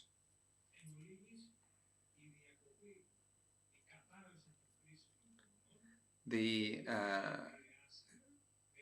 disruption of critical infrastructures can affect not only the vital operations of a country, it can also affect the security and defense of a country. And so therefore, it's particularly important for the defense of a country. What is also important to note here is that if we have a collapse or a disruption of critical water infrastructures, this can also have an effect on other countries. Let us now look at resilience. We talked about the significance of water. We understood the causes of conflict related to water. And we described the hybrid environment. We talked about critical infrastructures. But what's critical here is how we can make these resilient. NATO says that resilience is the ability of a society to resist and recover easily and swiftly from pressures, combining political, economic, commercial, and military factors. The US talks about the ability to adapt and changing conditions through resilience and fast recovery from those disruptions. And France talks about the willingness and the ability of a country to be able to resist the impact of a great attack or disaster, and then be able to reinstate its ability in order to be able to function and to function properly. A community is resilient when it can recognize its risks and its threats, when it can when it can deal with social pressures, when they can predict and mitigate the social shock from the various disasters and extreme phenomena, to be able to adapt to the changing conditions of an extreme phenomena or crisis, and to recover fast in periods of extreme conditions and crisis, and go back to its previous condition. The idea of resilience can be understood three different concepts. One of them is resistance. We're talking about a system that is able to continue to function in case of a disruption or imbalance of its system without significant changes of the system. Recovery, which is the ability to recover its basic functions, and adaptability, to be able to react and adapt to the changes that are happening in its immediate environment, but also learn from its own experience. Achieving resilience is a continuing and a developing process. In order to implement this, we require the development of a resilience plan, which will identify the pressures of the community, the long-term goals, the levels of risk and shock, but as well as the kind of weak points of the society. Then that affects the long-term goals and achieves the welfare of the community. You can see here a schematic overview of what a community needs to have in order to be resilient. Here, showing you the different actions that have been undertaken by NATO in order to meet its needs for security and defense and strengthen the collective resilience of its members. There are 7 baselines identified by NATO. These are the factors that, according to NATO, are important, so that in the case of a particular military operation, they can have the right level of continuity of its operation so that its operations are not disrupted. So therefore, NATO is talking about resilient governance. They need to have continuation in its operations, in the operations of a government, with a good functioning of its critical infrastructures. They need to have energy sufficiency. They need to have resilience in terms of the mass transfer of populations, the resilience in infrastructures, in water infrastructures, and the continuation of food supply. We also want resilience on a health level, also communications, telecommunications, with the existence of alternative telecommunications without having a total collapse of telecommunication systems, and also safeguarding the transfer of materials and people. This is a comprehensive model that as an integrated model of resilience management. I'm not able to go into a lot of detail. There's a lot of military information here. I'm just giving you just an idea of the overall approach. On a political level, is what the European Union describes as a holistic model. Here we talk about a comprehensive model on a defense and security level. Let us now look at how we do this. We talked about the significance of resilience. We talked about why it is needed, why we need to have it. Let us now look at the methodology. The first thing that we need is a SWOT analysis by looking at what are the threats and the opportunities and the strengths. Look at the pressures that we have. Look at the kind of weak and strong, the strengths and the weaknesses. Then we identify and we evaluate the threats, the risks, and the vulnerabilities of our communities and our infrastructures in this case. The third one is the development of an action plan for resilience. Then we implement this action plan, and then we further evaluate this. Let us now look at a framework for the protection of critical water infrastructures. We're talking about 3 levels: the physical, the digital, and the human.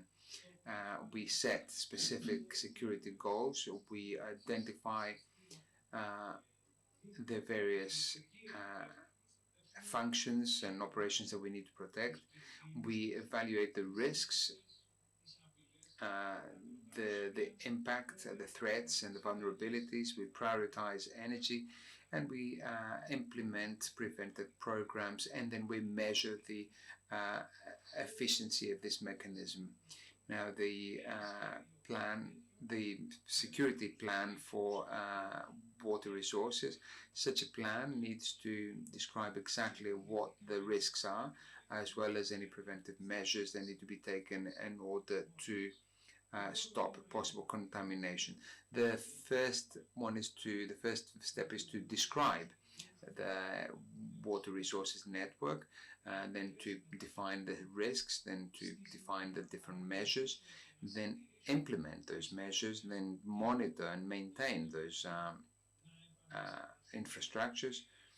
And then the final stage is to evaluate and look at the weaknesses and adapt accordingly.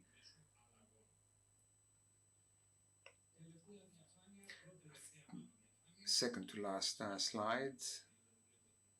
So I can see that we're already behind time.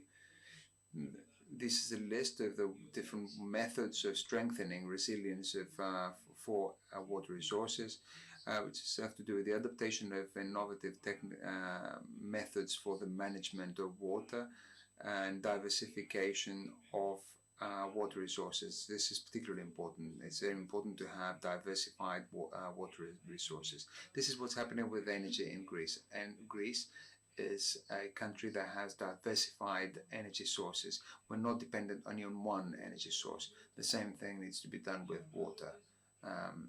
Also surplus water resources and alternative supply chain systems, sufficient levels of operational supplies and water reservoirs, and control of physical measures through surveillance cameras and detection systems and cameras, anything that has to do with security. An improvement of digital infrastructures and strengthening of the cybersecurity measures, a development of contingency plans and for dealing with natural disasters, and as well as the activation and participation of society. It's what we describe as community engagement. We want to have the highest possible engagement of the community, as well as the active participation of the key stakeholders. And finally, our conclusion: in order to achieve resilience in water resources, we require a holistic approach, the involvement of the society, a continuous risk assessment, the development of skills and training, and digital transformation. Thank you very much for your attention.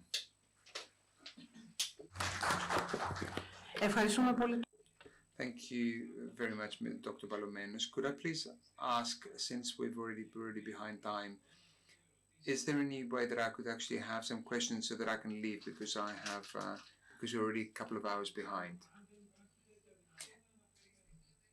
Unfortunately, we can't. We need to move on to the next speaker. So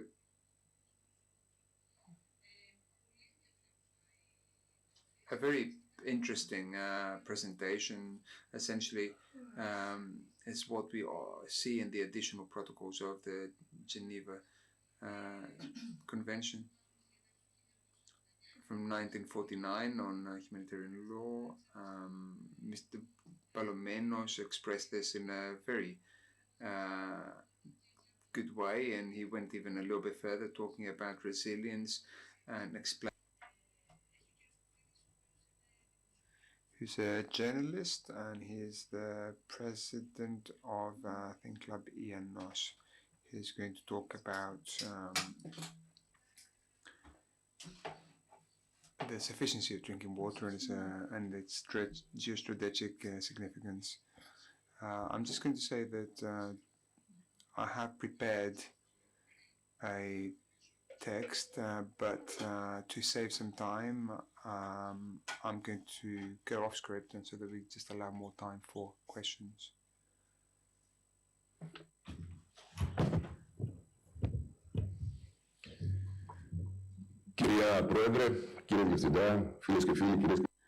Ladies and gentlemen, dear organizers, as a journalist, but also as a president of EANOS Think Club, I'm always interested in the interconnections. I'm interested in the questions. I'm interested in the different stimuli that connect the different issues, since I'm not an academic in geostrategic issues, and this is why in my intervention I'm just going to attempt to give some ideas that might help in the discussion.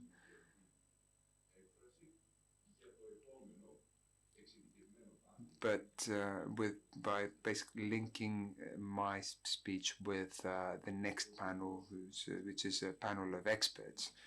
The title of my presentation is the sufficiency of drinking water as a fundamental pillar of geostrategic interests in a wider neighborhood. And why are we talking about a wider neighborhood? Because despite the fact that other parts of the world are facing similar problems and geostrategic interests around water, in our neighborhood, in Southeast Europe and Southeast Mediterranean, but the wider Mediterranean, we have the phenomena of water scarcity, problems with water supply, but also the right level of communication within Europe in order to deal with this very important issue. However, why are we talking about interests? Because if we're talking about geostrategic interests, as it's going to be explained by the various professors later, they very much relate to plans and goals and the dominance of a country that is based on raw materials and water. But why is drinking water is a fundamental factor in this of these geostrategic interests? Because I think that no matter what happens in the world from ancient times until today, whatever tools that humans may have used, whether that was the wheel or iron or minerals or oil or modern technologies today, they all have a common denominator, which is the human, the individual and collective survival, whether that's the survival of a tribe or of a nation or of a country. And allow me, before I move forward, to some cases where geostrategic interests are very much connected to drinking water. Allow me to give you some thoughts about, and my certainty, I would say, that behind the secondary causes that lead to geostrategic interests, there's some primary factors that relate to water. Because, yes, of course, climate change is secondary, but at the same time it's primary. But beyond that, there are also causes. For example, the over-irrigation, the different needs, the different agricultural needs in different parts of the world. Of course, there is a high need for drinking water in urban communities, but also for the production of energy, whether that's through. So it's very important that to understand that while all these are causes, behind them there are some other kind of more primary causes, we'd say. Climate change, as I said, is both a primary and a secondary cause. But what is the factor that is, if you like, is the root of all the other secondary causes? I personally think that it's the mass urbanization of a huge population on the planet in countries like India or China or Indonesia or Nigeria and others, of course, which not through overpopulation or necessarily the kind of mass transformation of rural population to urban populations, but the speed in which this is happening. And this is because we're talking about something unprecedented here.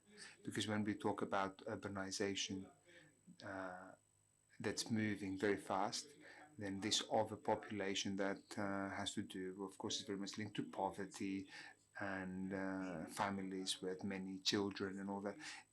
we cannot have an organized urbanization of this overpopulation. Therefore, we have tens of millions of people who move to urban societies that then face problems in the use of water. And I'm not talking about only drinking water.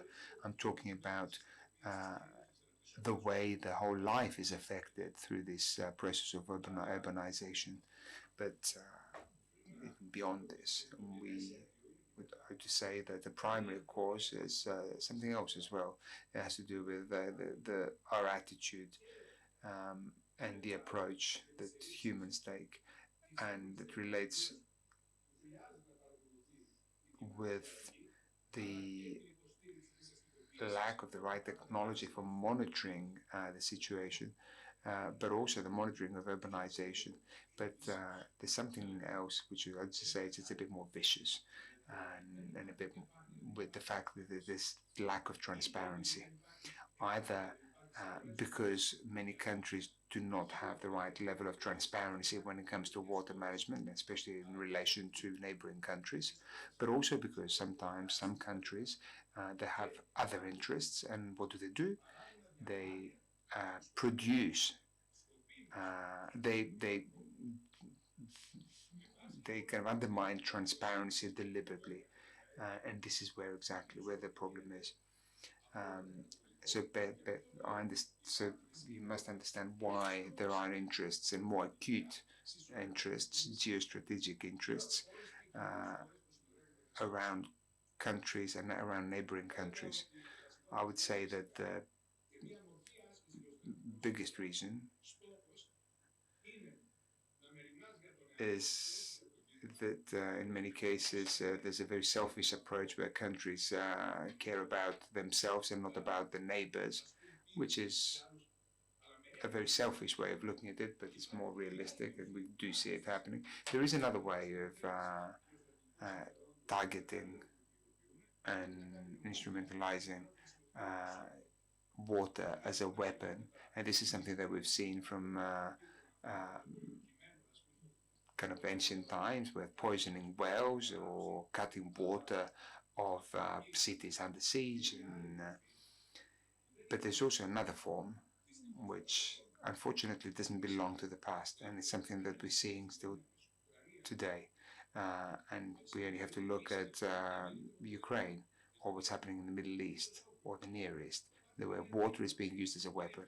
And there is another form which is related to water, but not on a primary level, but it's used as a pressure through the different competing interests. In other words, trying to force a neighbor to give something else in exchange. In some cases, for example, we have countries that build big dams, some others create artificial reservoirs, or they overuse aquifers. So when there is a cross-border aquifer that doesn't belong only to one country, we have countries that have underwater pipes, and we don't have to go that far. We can just look at the example of Cyprus. So within that context, with all these different forms, we need to see how geostrategic interests can be served without causing any conflicts. First and foremost is to deal with the primary causes, but of course it's a long-term thing. Well, dealing with climate change, of course, but dealing with climate change through managing urbanization, or through the support of overpopulated countries, so that these populations do not move to urban areas as the kind of last resort. And through this methodology, we need to look at the kind of direct, immediate, and short-term issues. In other words, dealing with the short-term causes. We're talking about a technological deficit, for example, then yes, we should try, with the help of UNESCO, and not only, try to support new technologies and artificial intelligence for the prevention and management of natural disasters. And another way, which I would say is also a core by different countries of the Mediterranean is to deal with the lack of transparency. Deal with the lack of transparency with the use of the best practices, just like it's been done in the Balkans with the River Timor or Sava, and maybe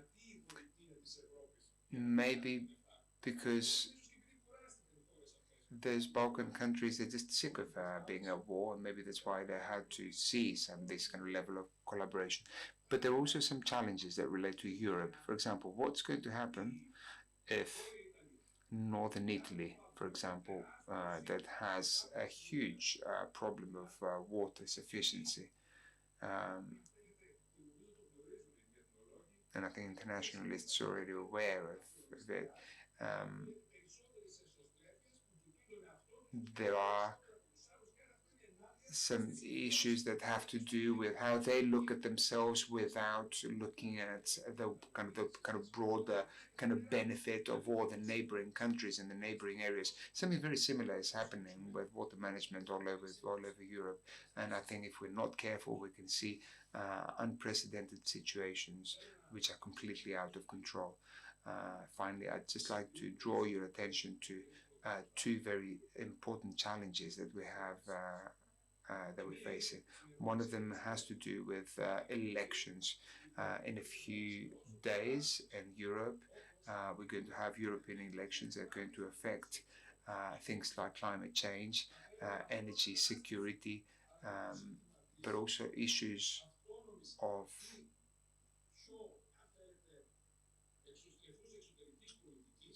more kind of autonomous or extroverted foreign policy in the European Union. If to all these factors we add the problems of water, imagine the countries that have slightly kind of more conservative or kind of less extroverted approaches. Imagine if these become strong in the European Parliament. Imagine if we have an extreme right force within the European Union and the European Parliament. Imagine the impact that may have when it comes to water and the role that it can play in the future for Europe. And of course, the second one has to do with the second factor has to do with the US. I believe that if we have protectionism and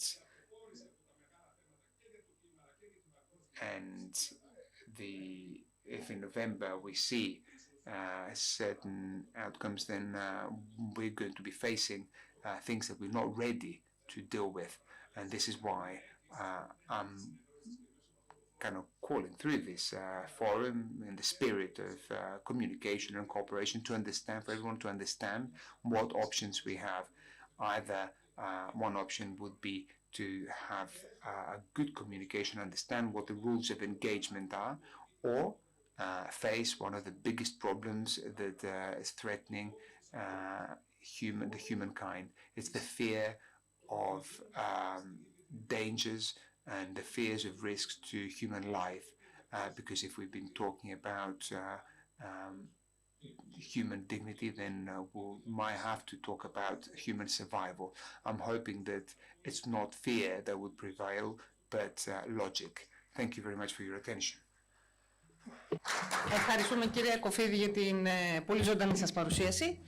Thank you very much for your very lively presentation, and we're open for questions. The speaker is off the mic and we cannot hear the question. Thank you very much for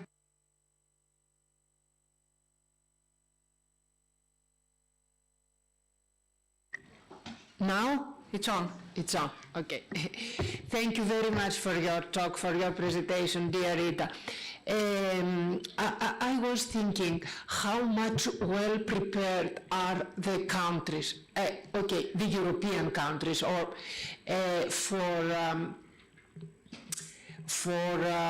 their environmental or water utilities and infrastructure. And I'm asking about, because last year the dam Chachova in Ukraine. The largest dam has been destroyed completely after the invasion. So, and I'm thinking that you cannot do it in 1 hour or even in 1 day. You need days, you need time to make this destroy. So, do we have any security plans common?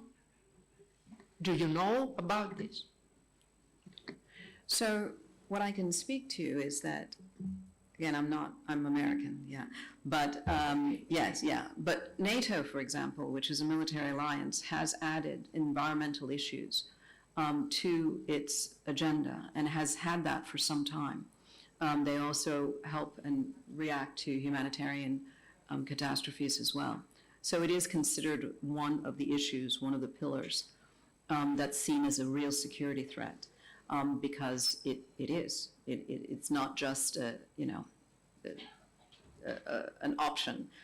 So it was a big and a welcome surprise when that was added, but that was some years ago. So what is done, and we don't have enough time to go into all of this, but there's a lot that's done with crisis management, cooperation. There's a lot that's done with exercises. I've engaged in a lot of different kinds of exercises in partnerships with different countries. We have our National Guard that works with National Guards of every state in the United States has a sister or partner state in Europe. And so they work on different levels, either military to military or cyber. And those are the kinds of things that are exercised. There are also exercises like Trident Juncture and others that incorporate, they change every year what the focus is, but they do incorporate these kinds of scenarios. There's a lot of red teaming, so that basically means you're looking at black swan events, the impossible events, the outliers that you don't know, because if you don't start thinking about it, it's not the moment to think about it when it happens. The problem with those black swan events, though, which you mentioned, is that if you're sitting in a room like this or larger over 3 days, and it's everyone you know, and it's a set, kind of exercise, it's very different than a real world environment, and they do their best to make it real.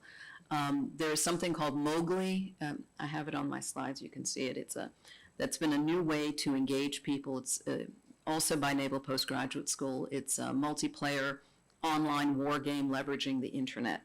You can Google it. You can see some of they have classified, unclassified. You can see like one on Somali pirates who were able to bring down, these big vessels out in the sea. You can see all kinds of other things, including things that have to do with the environment. And what that includes is people who are all over the world and who are at different levels. And instead of it being 3 days in a locked room or a week for an exercise, it can take place over a month, it can take place over months, and therefore it's more realistic. And people can access it on their phone or on a tablet or on their laptop. And you get senior commanders, you get NGOs, you get students, you get all kinds of people. Whereas the exercises, which are very good because you do need the military and NGOs and humanitarian responders engaged, it doesn't usually include everyday civilians, right? So there are ways to mitigate that have been done, but there are efforts. Yeah. Στο σημείο αυτό, δυστυχώς δεν... At this point, I'm afraid we don't have any more time for other questions. We need to welcome the next panel, but you can actually save your questions you can keep your questions for at the end. I'd like to thank everyone, and especially our speakers. If it's a very short intervention, yes, please do go ahead. The comment is off the mic. I would just like to add, as also mentioned by Mr. Kapodistrias, that the problem The problem is also the human factor that's contributed greatly to this. And I'd just like to say that there's going to be a huge shortage of water in the Mediterranean in a few waters, and I haven't heard anything about the human factor in this. We talk about, golf courses, for example. The US used to be the problem, the next problem, and now we see everything being shifted from the US to Europe. The use of swimming pools, and we see all the different holiday villas with swimming pools. They're just right next to the sea, and they just have swimming pools. Isn't that something that is important? Because we're talking about huge amounts of water, and especially when you talk about golf courses and swimming pools. Thank you very much. I would like to thank all the speakers and all of you for the time. Then there is a roundtable discussion.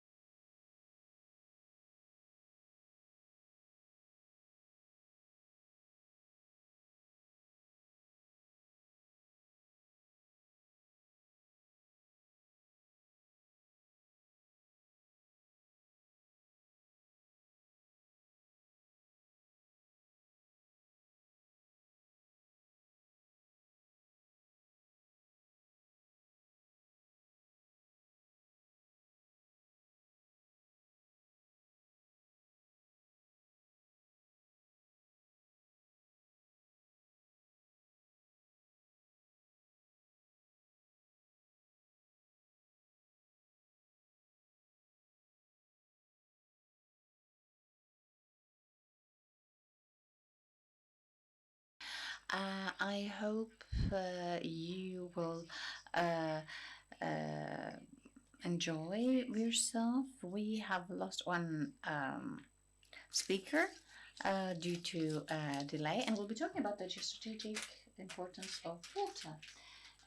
We have a panel of distinguished speakers. We shall start with Mr. Angelos Sirigos, who's professor at Panhellenic University and Athens constituency member of parliament. Before I give him the floor, I would like to tell you that we shall have all speakers' interventions, and finally, in the end, because we're already lagging very much behind in time, we'll get a few questions. I was scheduled to ask a few questions, but instead I'll give you the floor to ask any questions you would like to. Mr. Sirigos, Ms. Stamatoudi, thank you very much. 6 minutes, okay.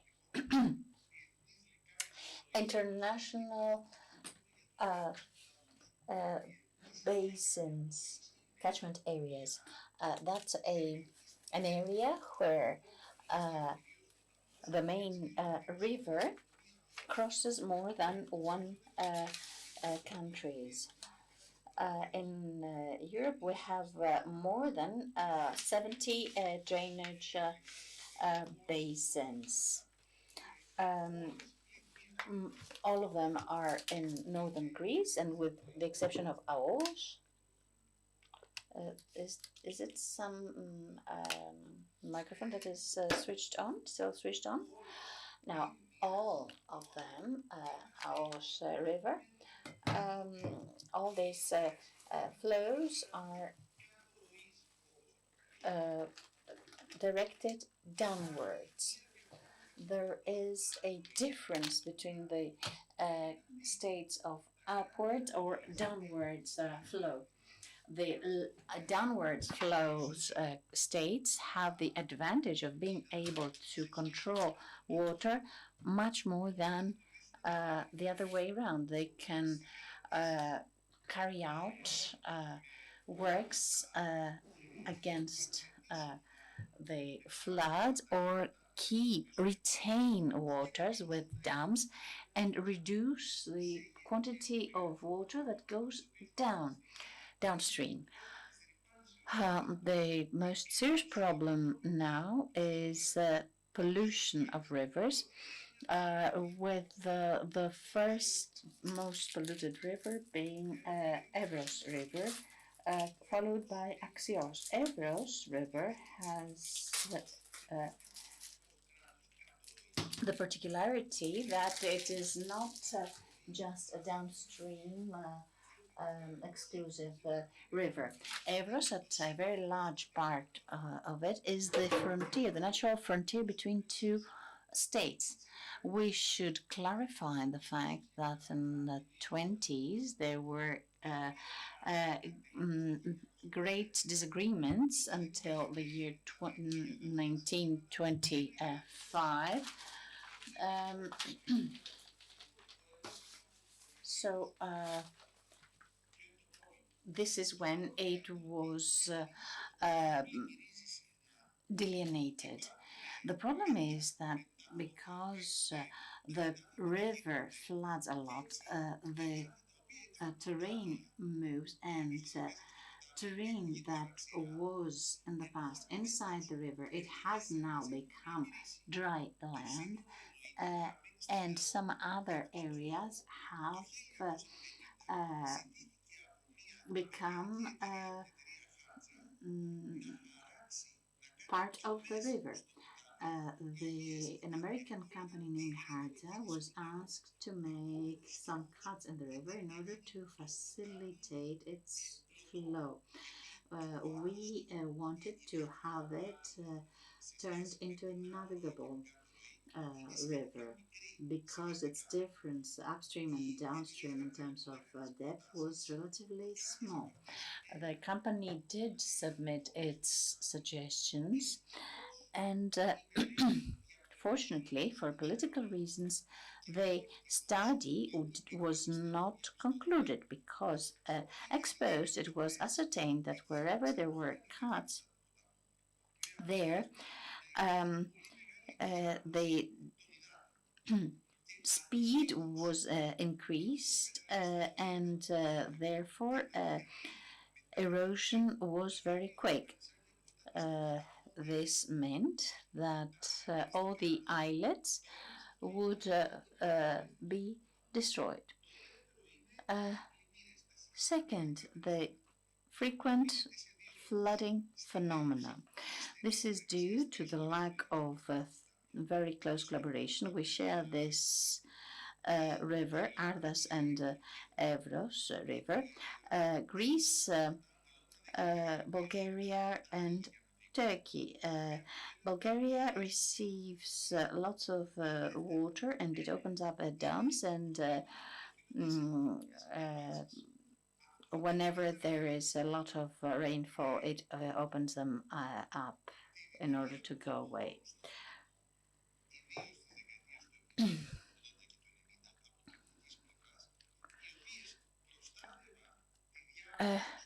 Now, in the past, there was they started to have a better collaboration between the countries, in particular below Adrianopolis. The next problem that we shall come across in future is retention of the river water. That is to say, the delta will have much less water retained.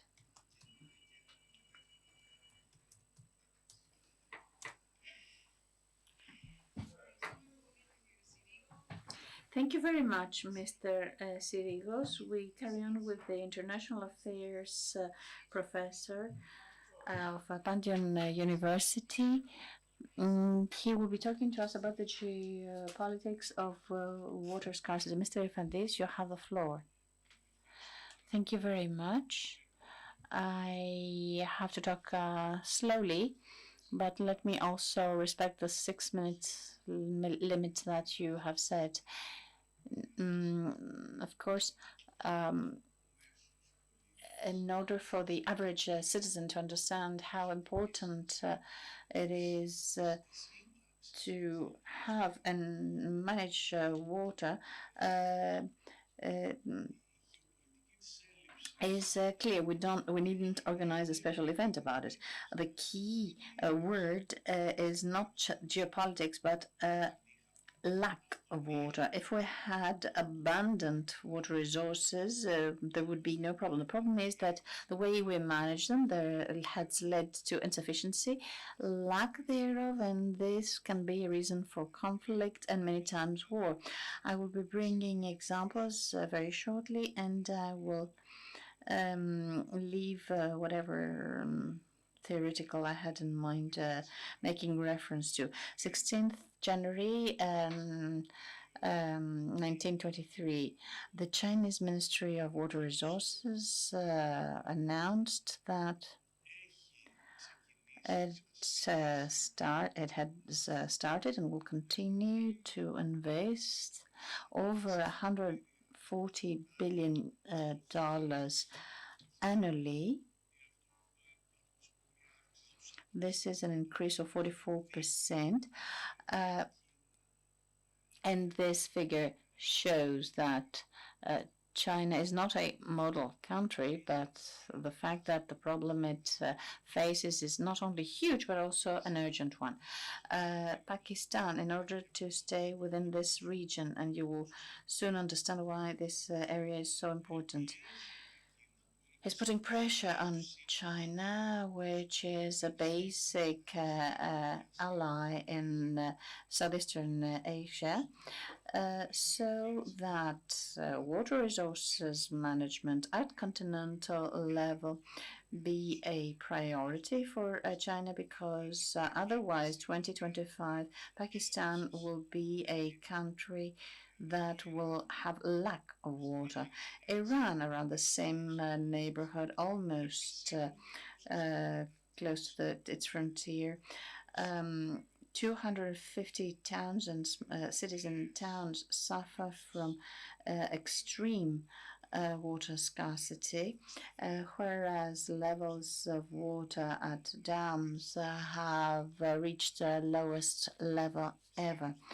Coming back to China, the plants in southwest China in summer 2022 stopped their operations after many rivers, in particular Yangtze, at many points went dry. In the region of Sichuan, those of you who love Chinese food, it's very spicy, and you know.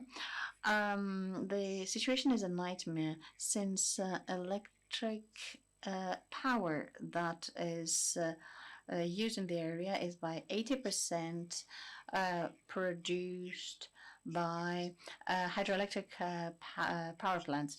In Pakistan, the river is the source for 17 gigawatts. And it feeds the basin of Hindu River, where the 80% of agricultural production is produced. In Iran, the regime aimed since 1977 self-sufficiency in food production, and has almost exhausted its aquifer, because in order to achieve an overall self-sufficiency in food, because they didn't want to have any imports, water drilling went out of control.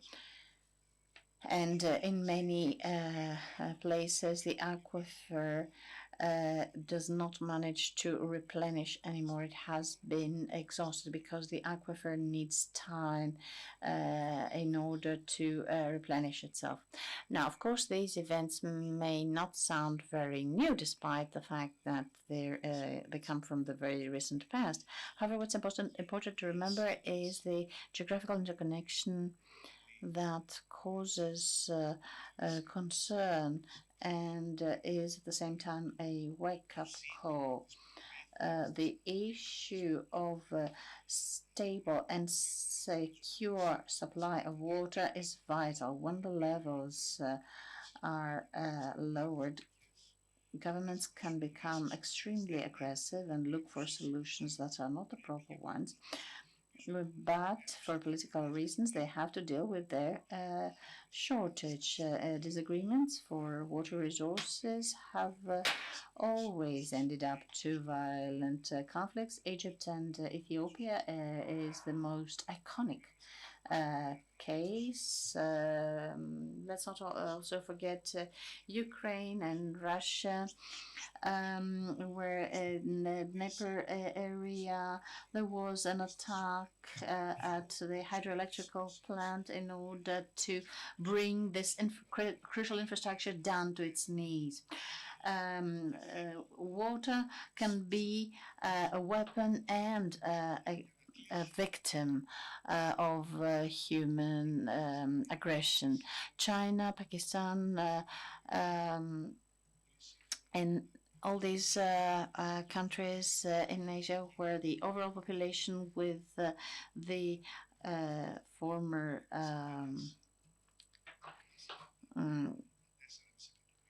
with the overall area will exceed 4 billion. So lack of water in one or of these countries, China, Pakistan, and Iran, is going to have huge consequences in what we call wider Middle East, and in particular China. One could very well understand what it means in the post-pandemic Chinese economy that has not yet recovered, what such a problem might bring. And let's not forget that supply chains will be largely affected, and this is a problem that has to be resolved. Let us not forget that the lowest levels in Rhine River, despite the fact that in Europe we are by far the best in water management, in particular in Northern Europe, but the lowest Rhine level has set the alarm regarding navigation of the river. In 2022, federal government of the United States had to reduce the supply of water in western and Midwest states due to scarcity of water.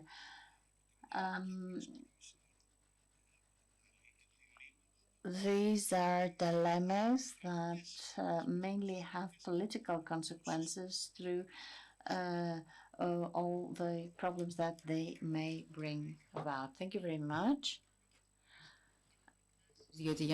I imagine that there are also huge financial implications, because if we think that, for example, France recycles about 1% of used water, while Israel 80%.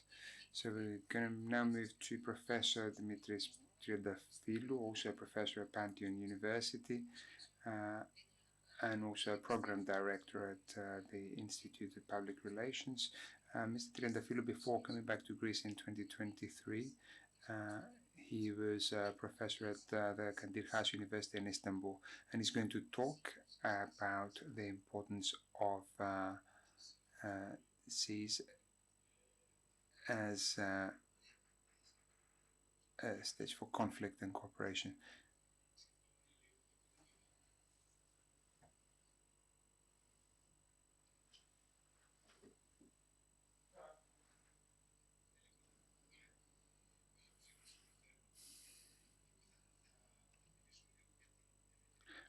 I'm going to talk about the kind of wider area of the Mediterranean.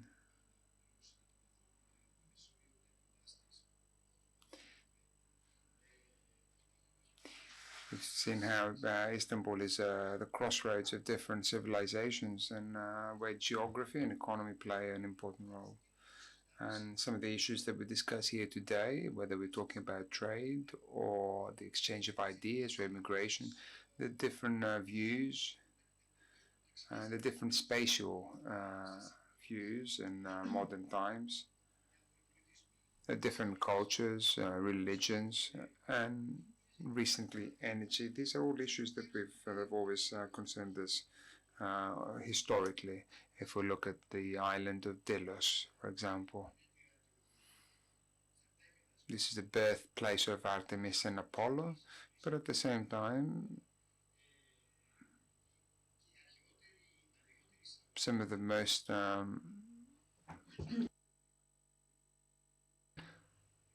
they're one of the oldest synagogues in the world.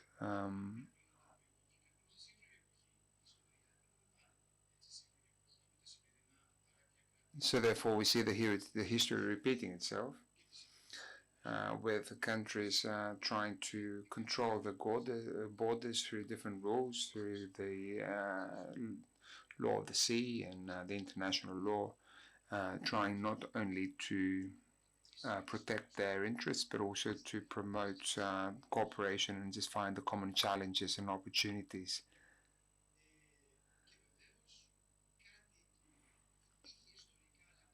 But also something that we've seen also historically, but it's a more apparent now, is that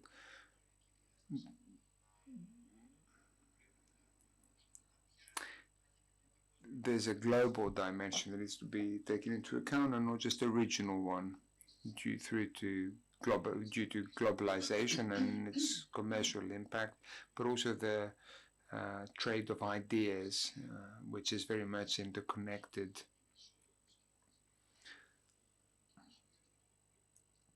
And the way and the relationship between Eastern Mediterranean and the rest of the world.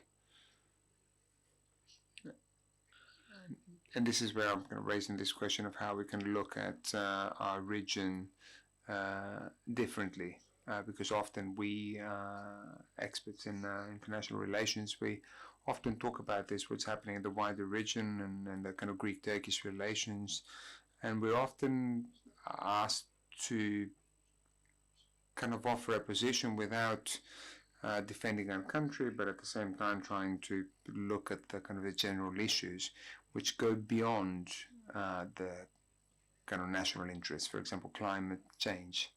And since we're talking about water resources, we know that a city that is greatly affected by climate change is Alexandria in Egypt, for example. We've seen different studies by the UN that 45% of the population of the city live in areas which are under the sea level, and there is a great threat of floods. And we're talking about the second biggest country that traditionally, historically, has always faced floods because of the Nile. There are also studies that have been made that if the sea level goes up by half a meter, it's going to affect 67% of the population of the city, which means 66% of the industrial sector, 76% of the services sector, and of course that would mean that 1.5 million people will essentially become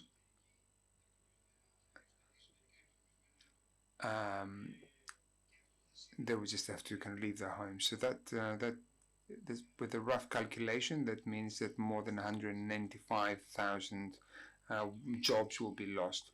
The same goes for if the sea level goes up to 1 meter, that's going to affect 76% of the population of the city, 64% of the coast, and so on and so forth. And we know very well that the issues faced by Alexandria are issues that are faced by many different areas in this shared space of the Mediterranean, despite the fact of the different differences that we have when it comes to the kind of borders. And the question is whether it can be a space for cooperation. For example, maybe we talk about climatic governance and how we can approach the different issues together.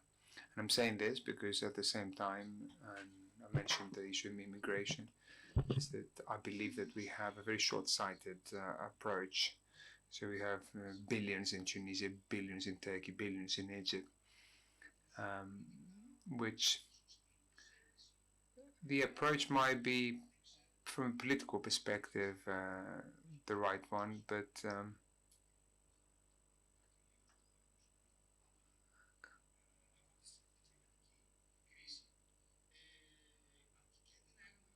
and instead of having a more kind of global view of the issues and how we can deal with them jointly, we're focusing more on what's immediately interesting to us and how we can deal with that. Another issue, and I just want to make a more general comment, is that when we talk about this space, whether we're talking about Eastern Mediterranean or Mediterranean in general, this is a space where that's out of the 7 or 8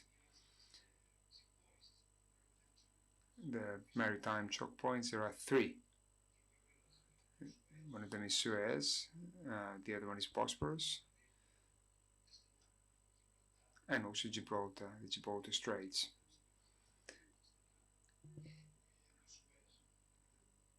And in our kind of immediate vicinity, we have the Straits and Suez. And we know the contribution of these locations to the commercial activity of the wider area, and how they're also interconnected with other areas like the Red Sea and the various issues of piracy, but also the Hormuz Straits in the Persian Gulf. And I'm trying to kind of make a connection between the area with globalization and the link between what's happening in our area, in our neighborhood, with what's happening around the world. And we see a huge competition, for example, between the Belt Route Initiative of the Chinese, the proposal in New Delhi as part of the G20, the Memorandum of Cooperation that about the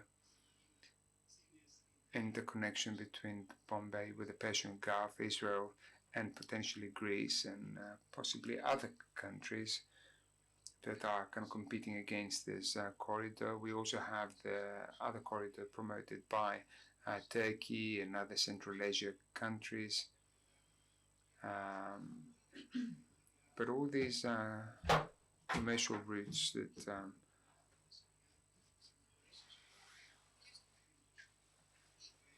we see that both in Suez, E.M.A.A.S is going to be a kind of something that was just kind of an alternative Suez, but also the problems with the straits that we have in the Bosphorus, and how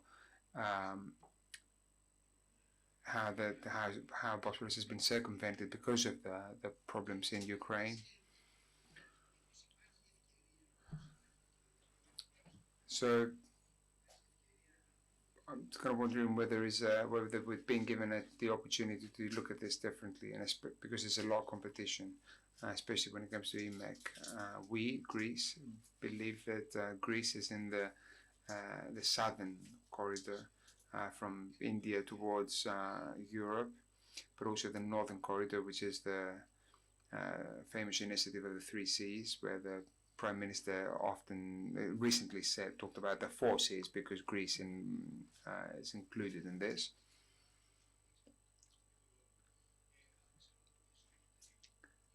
But at the same time, we know that Italy and Spain and France, they want to have a share of this. They're all members of G20, and they have a huge influence on how these corridors are going to be formed. And maybe there should be a different kind of strategy, because often we talk about conflicts and we don't talk about cooperation. Maybe there should be a strategy of open seas, free and open seas, whether we're talking about the Indo-Pacific or Central Asia or Middle East or South, Central and Northern Europe, or Eastern, Central and Northern Africa. Maybe there is some space for all countries, depending on, of course, on their abilities, to develop their abilities and use their abilities, and that will give a good push for foreign investment as a driver for change, because it's the sea, it's the water that can help this. And of course the issue is, what would be the building blocks that could help with such model, because we see some developments in the area. There's just one thought. My thought, that is something that it's been going through my mind for a long time, and I'd like to find more time to develop that further, because I've spent a lot of time on doing research on the Black Sea as a political scientist. And in the Black Sea, we know that since 1972 there is an organization. Okay, it was formed as an organization later on, but there was an initiative since 1972 which still exists, despite the fact that the 13 member states of that organization, they don't have any diplomatic relations between them, apart from the issues, the conflict between Russia and Ukraine, but there's also Armenia and Azerbaijan that don't have any diplomatic relations, and Turkey with other countries. But despite all that, this organization that stresses the importance of economic development and cooperation, it has 17 working groups. And again, the different themes are particularly important, because we have the cooperation with coastal countries, and not only coastal, because Armenia and Azerbaijan are not coastal nations. And there, those working groups, maybe they could possibly, and this was an initiative that started between Ankara and Moscow after the end of the Cold War, when they thought that it would be a good time to kind of reconsider and create a cooperation framework in the wider area, guided, of course, by Ankara and Moscow, with the participation of other countries. Maybe this is the right opportunity for Athens and Ankara to have a similar initiative for the area of Eastern Mediterranean. Of course, there are all the kind of well-known problems, but issues that have to do with culture and tourism, things like the combat of organized crime, things that have to do with customs, energy, education, environmental protection,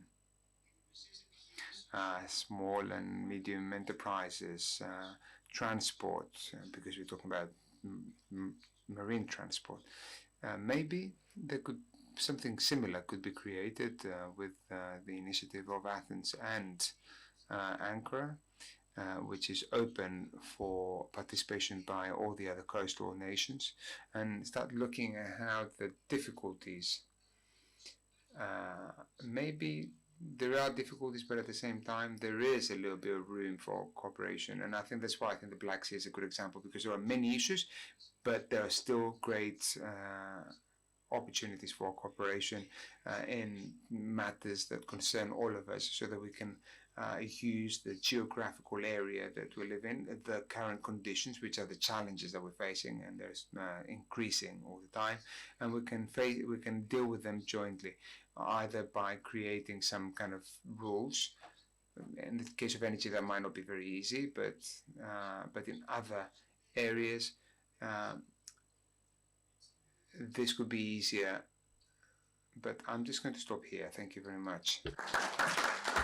Ευχαριστούμε πάρα πολύ τον κύριο Τριανταφύλλου, οπότε αφού I'd like to thank Mr. Triantafyllou, and after talking about the importance of the seas as a space of conflict and cooperation, we're just going to go back to the Greek seas and as a point of conflict with Turkey. Mr. Despotopoulos works in international law, and his PhD thesis, and it's exactly that, the points of conflict between Greece and Turkey and the different maritime zones of Greece under the prism of geopolitical analysis. First of all, let me suggest that I'm taking a test again, because I have three distinguished professors, and I feel like I'm under oral examination right now, as it was at university. Now, we'll be talking about rights about water, and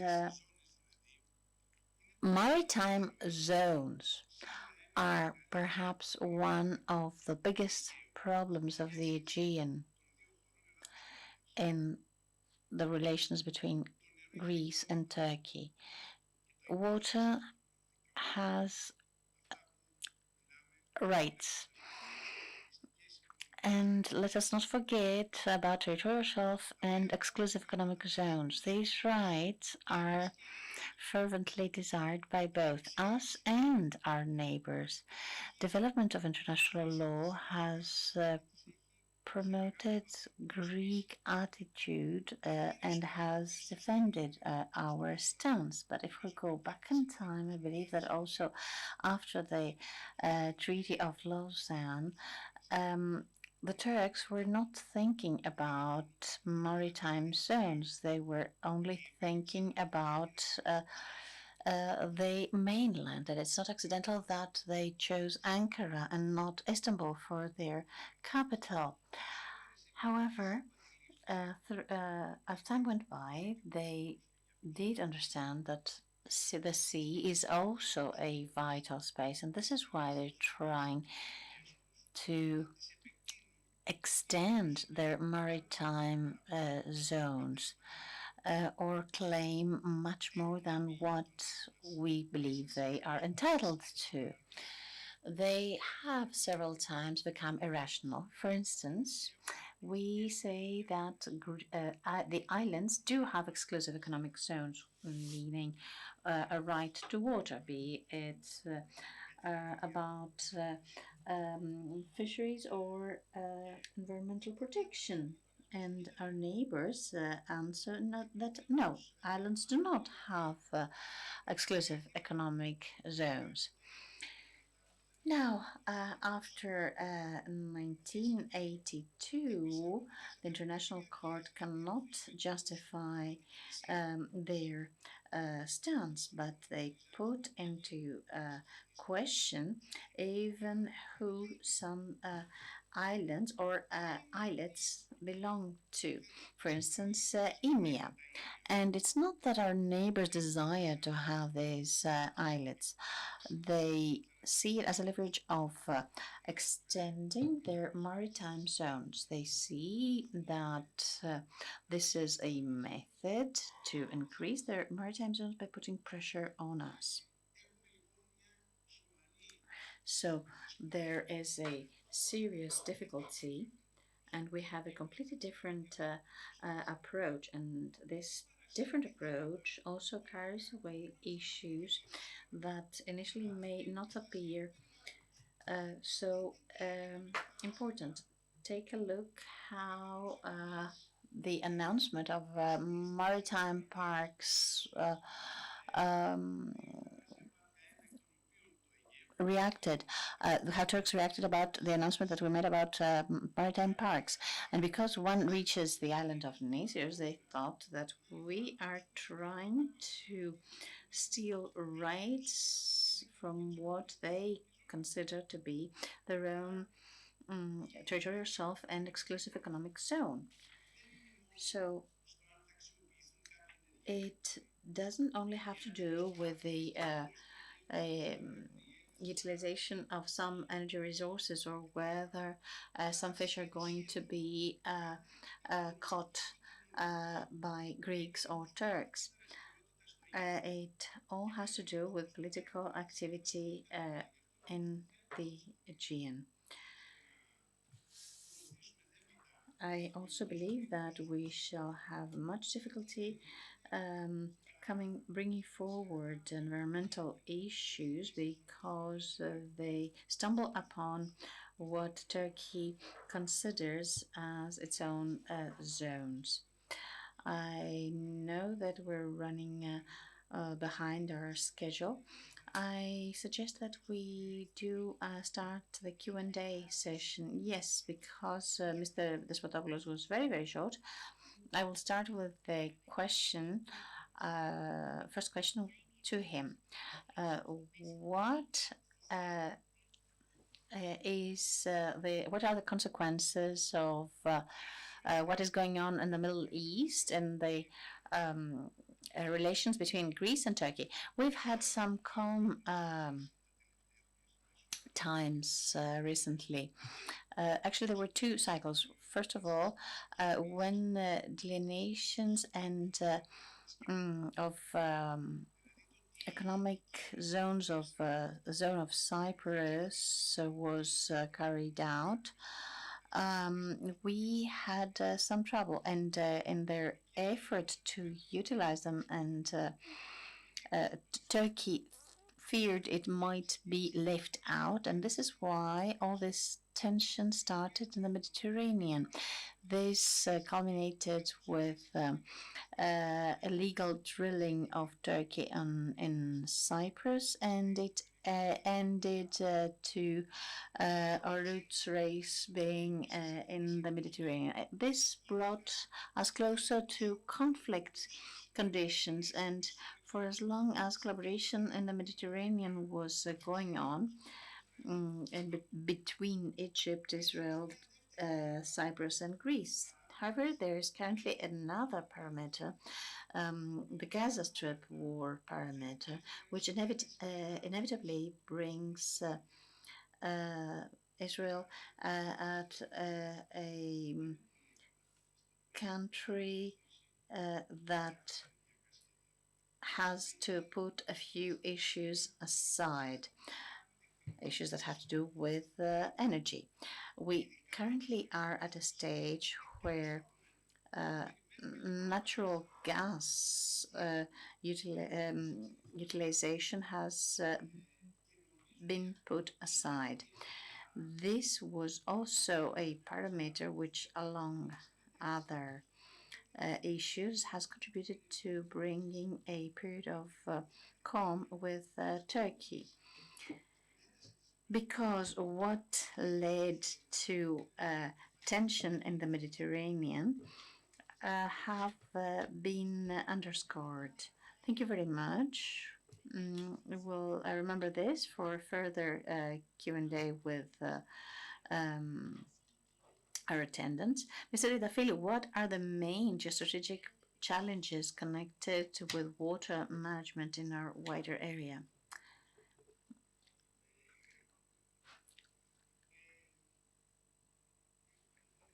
I think that it's a matter of understanding. First of all, for Greece, it has to do with what is going on with the war in Ukraine, meaning that Greece cannot afford to only look at what is going on in its backyard.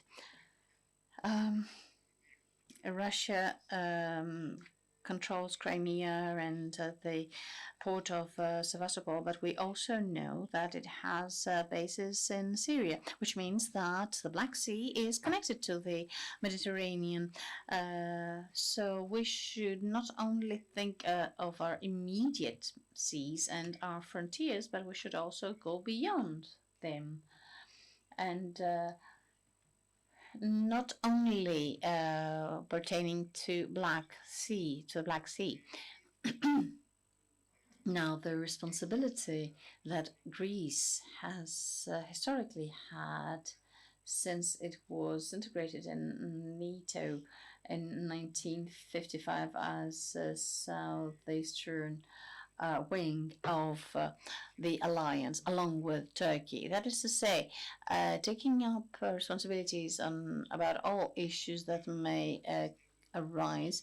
I believe that we are lagging behind there because we're always paying attention to our immediate neighborhood.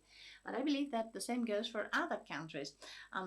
Talking about Greece and Turkey, Greece has always had this concept, this belief. What I believe is crucial is have a common understanding on these issues and the way to resolve them. And let's not forget that the more crises are, the more are the questions about whether the European institutions can respond to these challenges. Let's remember that very recently the French president wondered whether Europe will be able to cope with the challenges it faces. Because believing in Europe and its ideas and its ideology led us put all of our eggs in one single basket, calling it Europe. But the essence of Europe to deal with crisis will always be there. And Europe should be able to respond to this crisis, and we should play a role.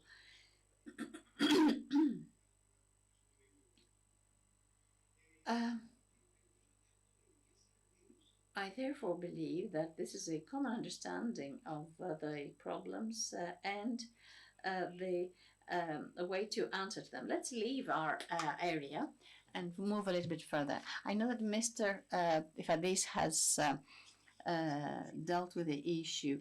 What about China? How does it handle the water resources around Tibet?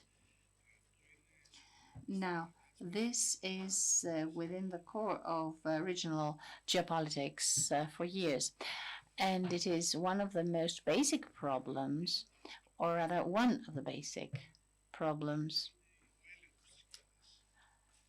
is the control of water resources of the Tibetan plateau that feeds the Tibetan rivers. There's a series of dams in the area, and China is in a position to store water or differentiate the supply towards the south, thus blackmailing. And this is not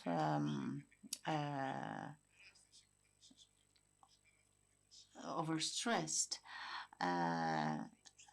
It is and has tremendous consequences on the local populations. When we say Tibetan Plateau, we mean what was formerly called Indochina. This is weaponizing of water. For instance, it recently reduced the flow to Mekong by 50%. The reason being maintenance works. In Cambodia, Laos, Thailand, and Myanmar, thousands of people were affected. Now, those of us who have visited the area know that they are mainly fishermen and farmers, and they heavily depend on the level of water and river transport. So this is also this is not the first time China is doing this, and whereas it has signed up an agreement with the Mekong Regional Authority that has to do with water management of Indochina, and although China has the possibility, obligation to provide the necessary data regarding water flow from north to south,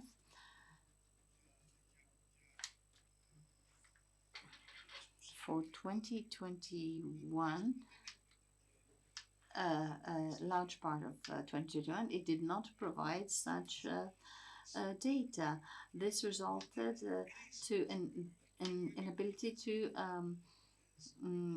have accurate data. The same happened with Brahmaputra River in India. The Indians could not deal with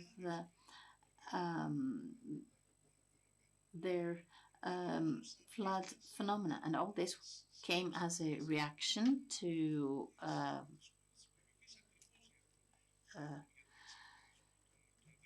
agreements that were made between the United States and other countries in the area. Unfortunately, China is a country that weaponizes water for geopolitical reasons. Thank you very much. I remember that at a trip in China, I'll give you the floor when the last speaker speaks. Sometime before the Olympic Games, we had seen an artificial cataract that would favor the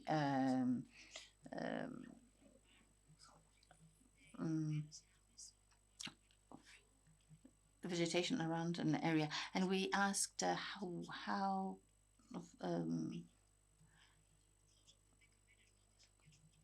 how did this work? Wasn't there a settlement here? The answer was that they were given 10 days to evacuate. And let's get to our own neighborhood. Mr. Sirigos, are there any other problems with inter-frontier water management of Greece apart from Evros River? Thank you very much for your question. In order to answer, I will be referring to Heli. The eel. The eel is is a very mysterious fish. It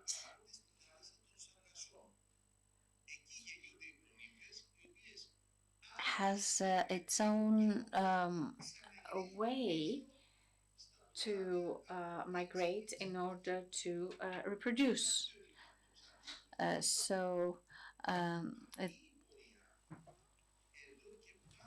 Χρόνια σε όλη την Ευρώπη έχει διασπαστεί. Γιατί? Διότι now there are 1.2 kilometers of European rivers, and there are artificial obstacles such as dams or diversions. And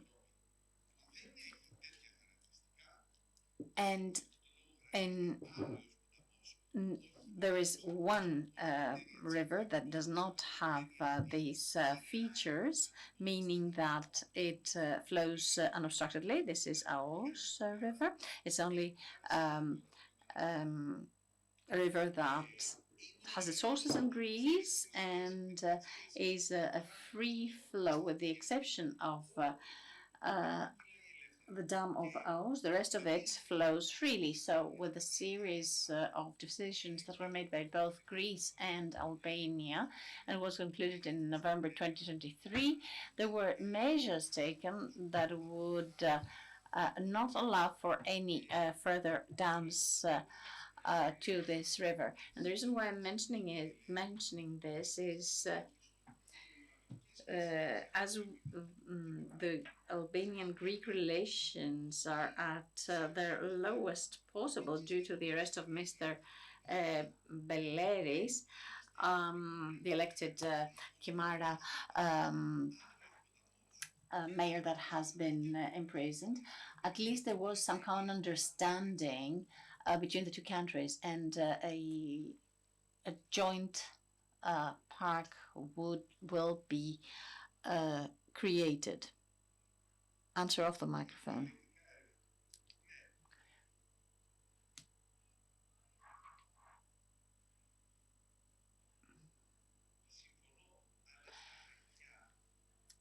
So, in paper, this is truly the case. It is effective. I will not be making any further comments. I think that it is paramount that this first step has been taken, and this first step was taken by the Albanians.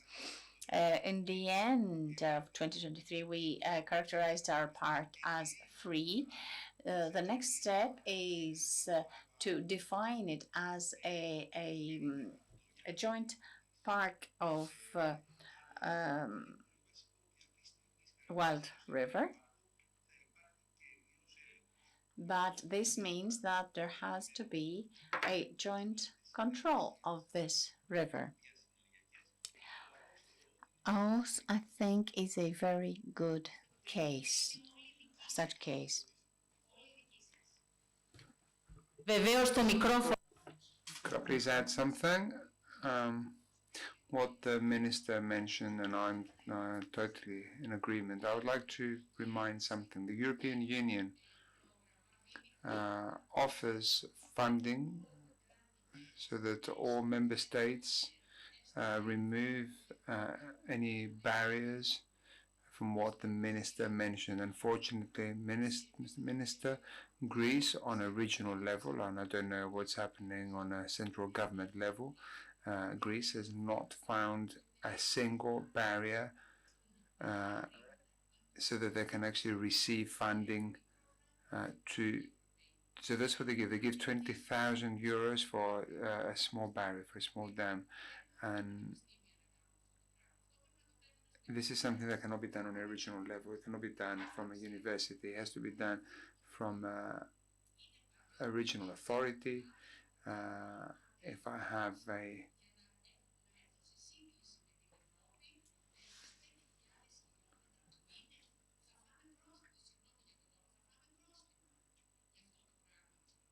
we're going to have to pay huge fines for this, and I'm saying that because you're working when you're dealing with that area, and this is something that has to be understood. We have to adopt the EU policy on this.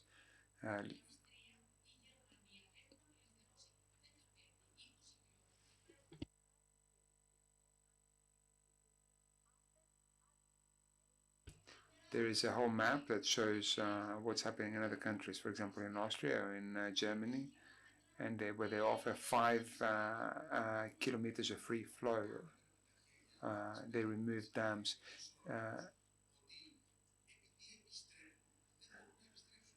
And I mentioned the problem with salmon and with eel because they cannot go back, because they go back to later eggs, because they can just go back to where they were before And this is why we have a decrease in the population of all these species that swim upstream.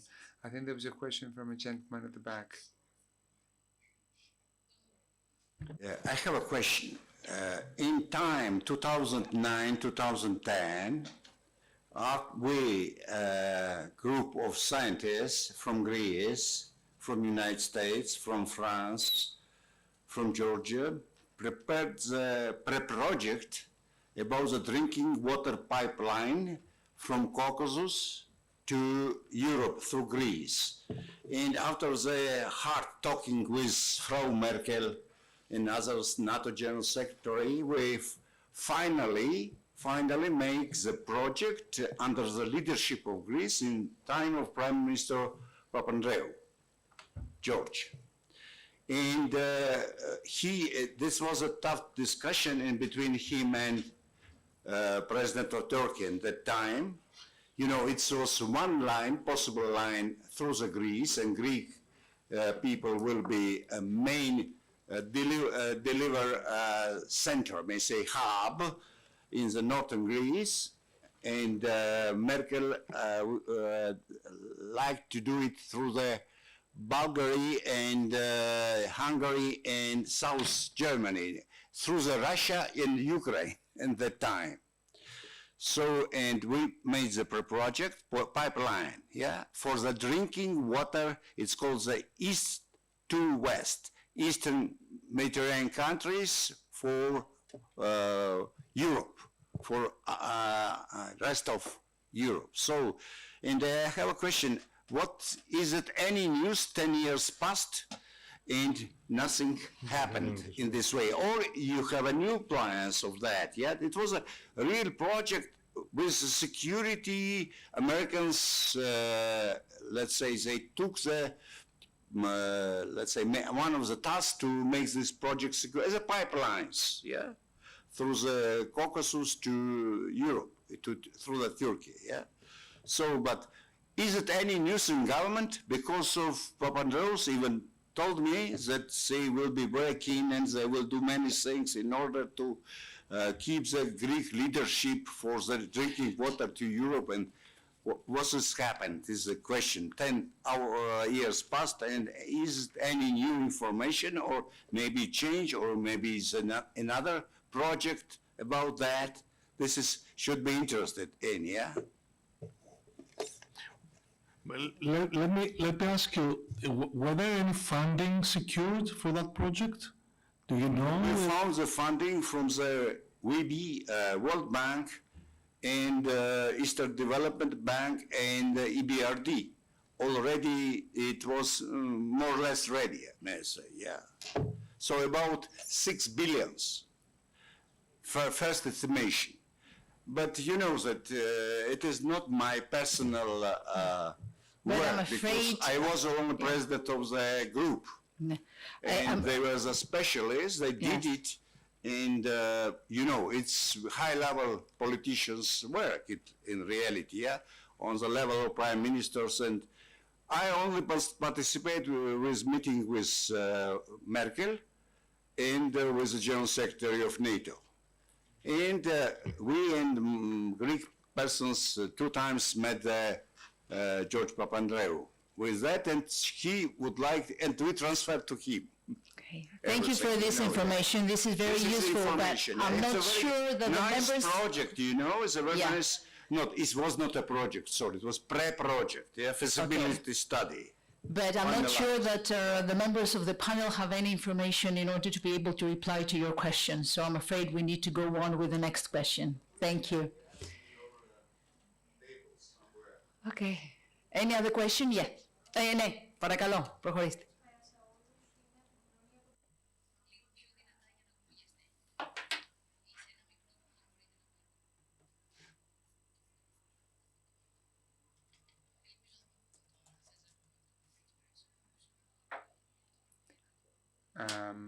I come from the civil society, and I'd just like to raise a question about something that I've been hearing a lot about political and geopolitical positions. However, we haven't heard anything about the human factor. The problem with the water is the overpopulation of humans. So therefore, we haven't heard anything about how we can deal with humans and how we can convince humans to manage water. Are there any rules? Of course, these rules cannot be on a global level. Whether we have different rules in Europe, we have different rules in Africa, different in the US. So the issue is that we need to start from education and children and start from an early age how to manage water. And I think this is the only way that we can actually find a solution. There is no other way. This is a very interesting question and the observation that you just made, but I'm afraid that the subject of this panel is the strategy and geopolitics. So therefore, these particular speakers. No, but this is something that does need to be heard. I do apologize because I just arrived late. That's exactly what I was going to say. If you look at the program, there were other panels that talked about that, but I'm afraid this last panel has a different subject. So let's, if we talk about Greece, let's hope that governments can start talking about the issue of water management for the islands and for the continental Greece, because we know that during kind of peak tourist seasons, this problem is much higher, and not just on the islands, but also in Greece. And remember that a long time ago, even the Hilton Hotel was talking about conservation of water. Allow us to continue with geopolitical issues. Are there any issues of this panel that you'd like to ask any questions on? About the Turkey-Libya treaty, what can we do about that?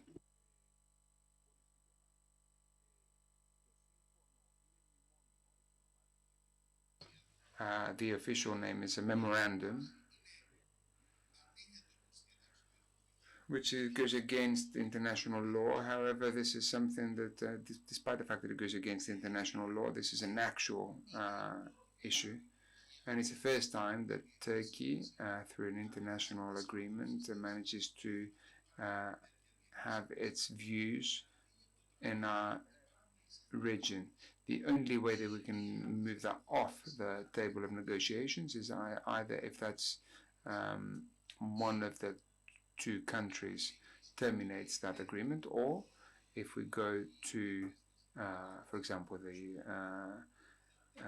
International Court of Justice in The Hague, where we can look at the legality of the issue, and let's hope that it's found to be illegal.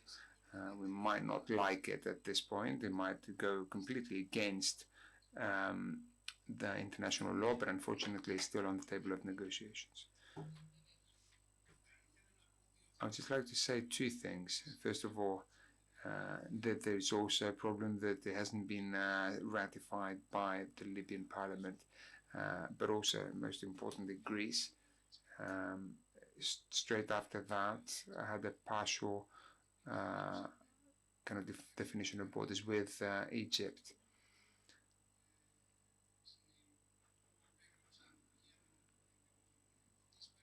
And it covers a lot of what this memorandum is covered. Also, there's something about the Gaza Strip. Turkey was very close back in 2021 to signing an agreement with Hamas. One final question. Αγγελική Καλία, environmental law lawyer, because recently we heard about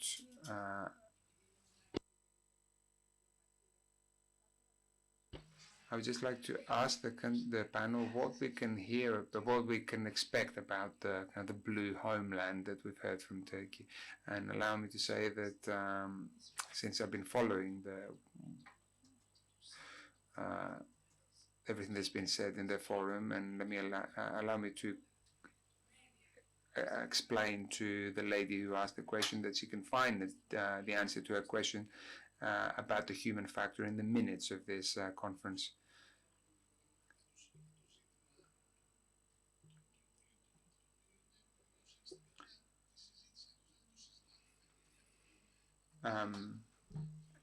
And we're not talking about the human factor.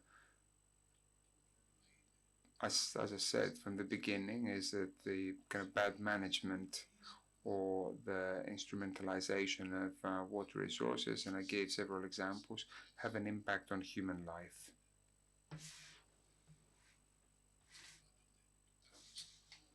There's always the regulatory issue of course, there is need for cooperation. Unfortunately, history does not necessarily comply with regulatory demands, but with some exceptions, of course. But of course, one of the exceptions is the agreement between Israel and Jordan in 2015, which is the famous peace channel, where the two countries decided to cooperate when it comes to the Jordan River.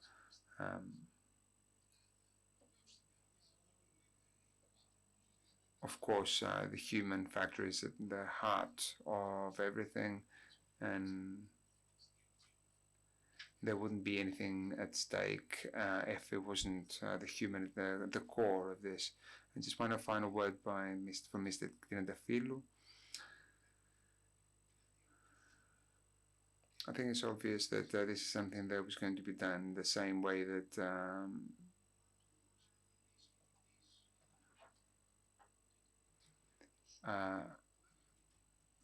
kind of a peace action is also what people talk about when they talk about the invasion of Cyprus, and this is something that is people taught, students are taught when they hear about the history of Cyprus and the history of Turkey. I think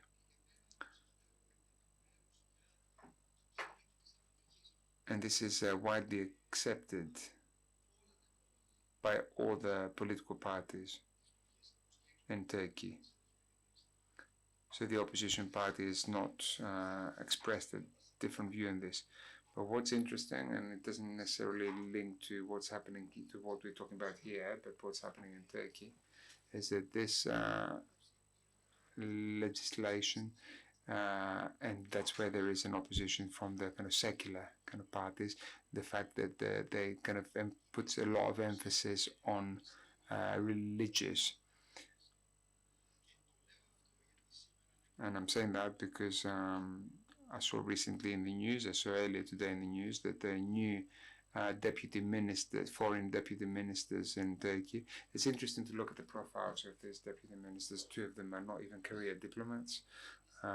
One of them is very much linked to the governing party's think tanks. So therefore, there are people who are very much part of this ideology that the leadership of a neighboring country represents, which means that this kind of mild political Islam now forms part of the foreign policy, which is very much linked to the fact that the permanent representative of Turkey in the United Nations, who is also a former MP of the governing party and also an advisor to the former Prime Minister and the current Prime Minister, which is a little bit unusual because we normally get the kind of top diplomats who just go to the UN, but somehow he just that shows that you have in kind of key positions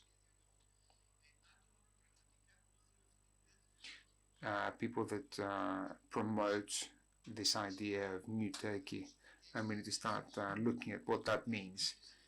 We need to look at what it means in terms of foreign policy, where and how that's linked to the ideology, which is now seems to be going it seems to be a continuation of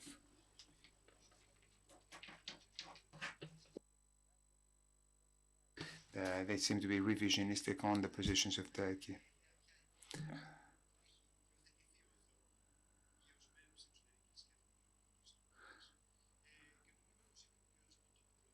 And as Mr. Potopoulos said, Turkey at some point discovered that the sea is also important, and that's why they're making investments. That's all I have to say. Thank you very much. Just very quickly.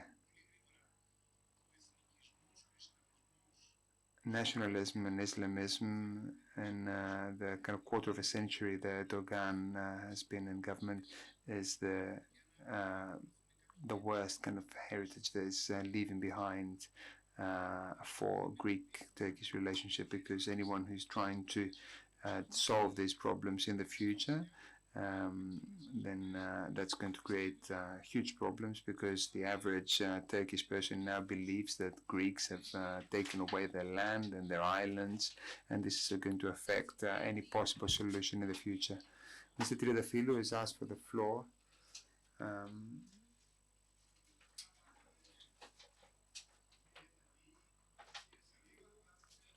Αυστηρότητα όμως, όχι έτσι. Δεν βλέπω να προχωρούν στην αξιολόγηση, κύριε Δεσποτόπουλου, σημαίνει ότι έχετε πάρει άριστα 10. Άριστα 10. Λοιπόν, να ευχαριστήσουμε τους ομιλητές. So we would like to thank all the speakers, thank our interpreters. The interpreters would like to thank you too. To thank the organizers and the hosts, and especially everyone who's been with us. And we managed to finish almost on time, just with a 5-minute delay. Thank you very much.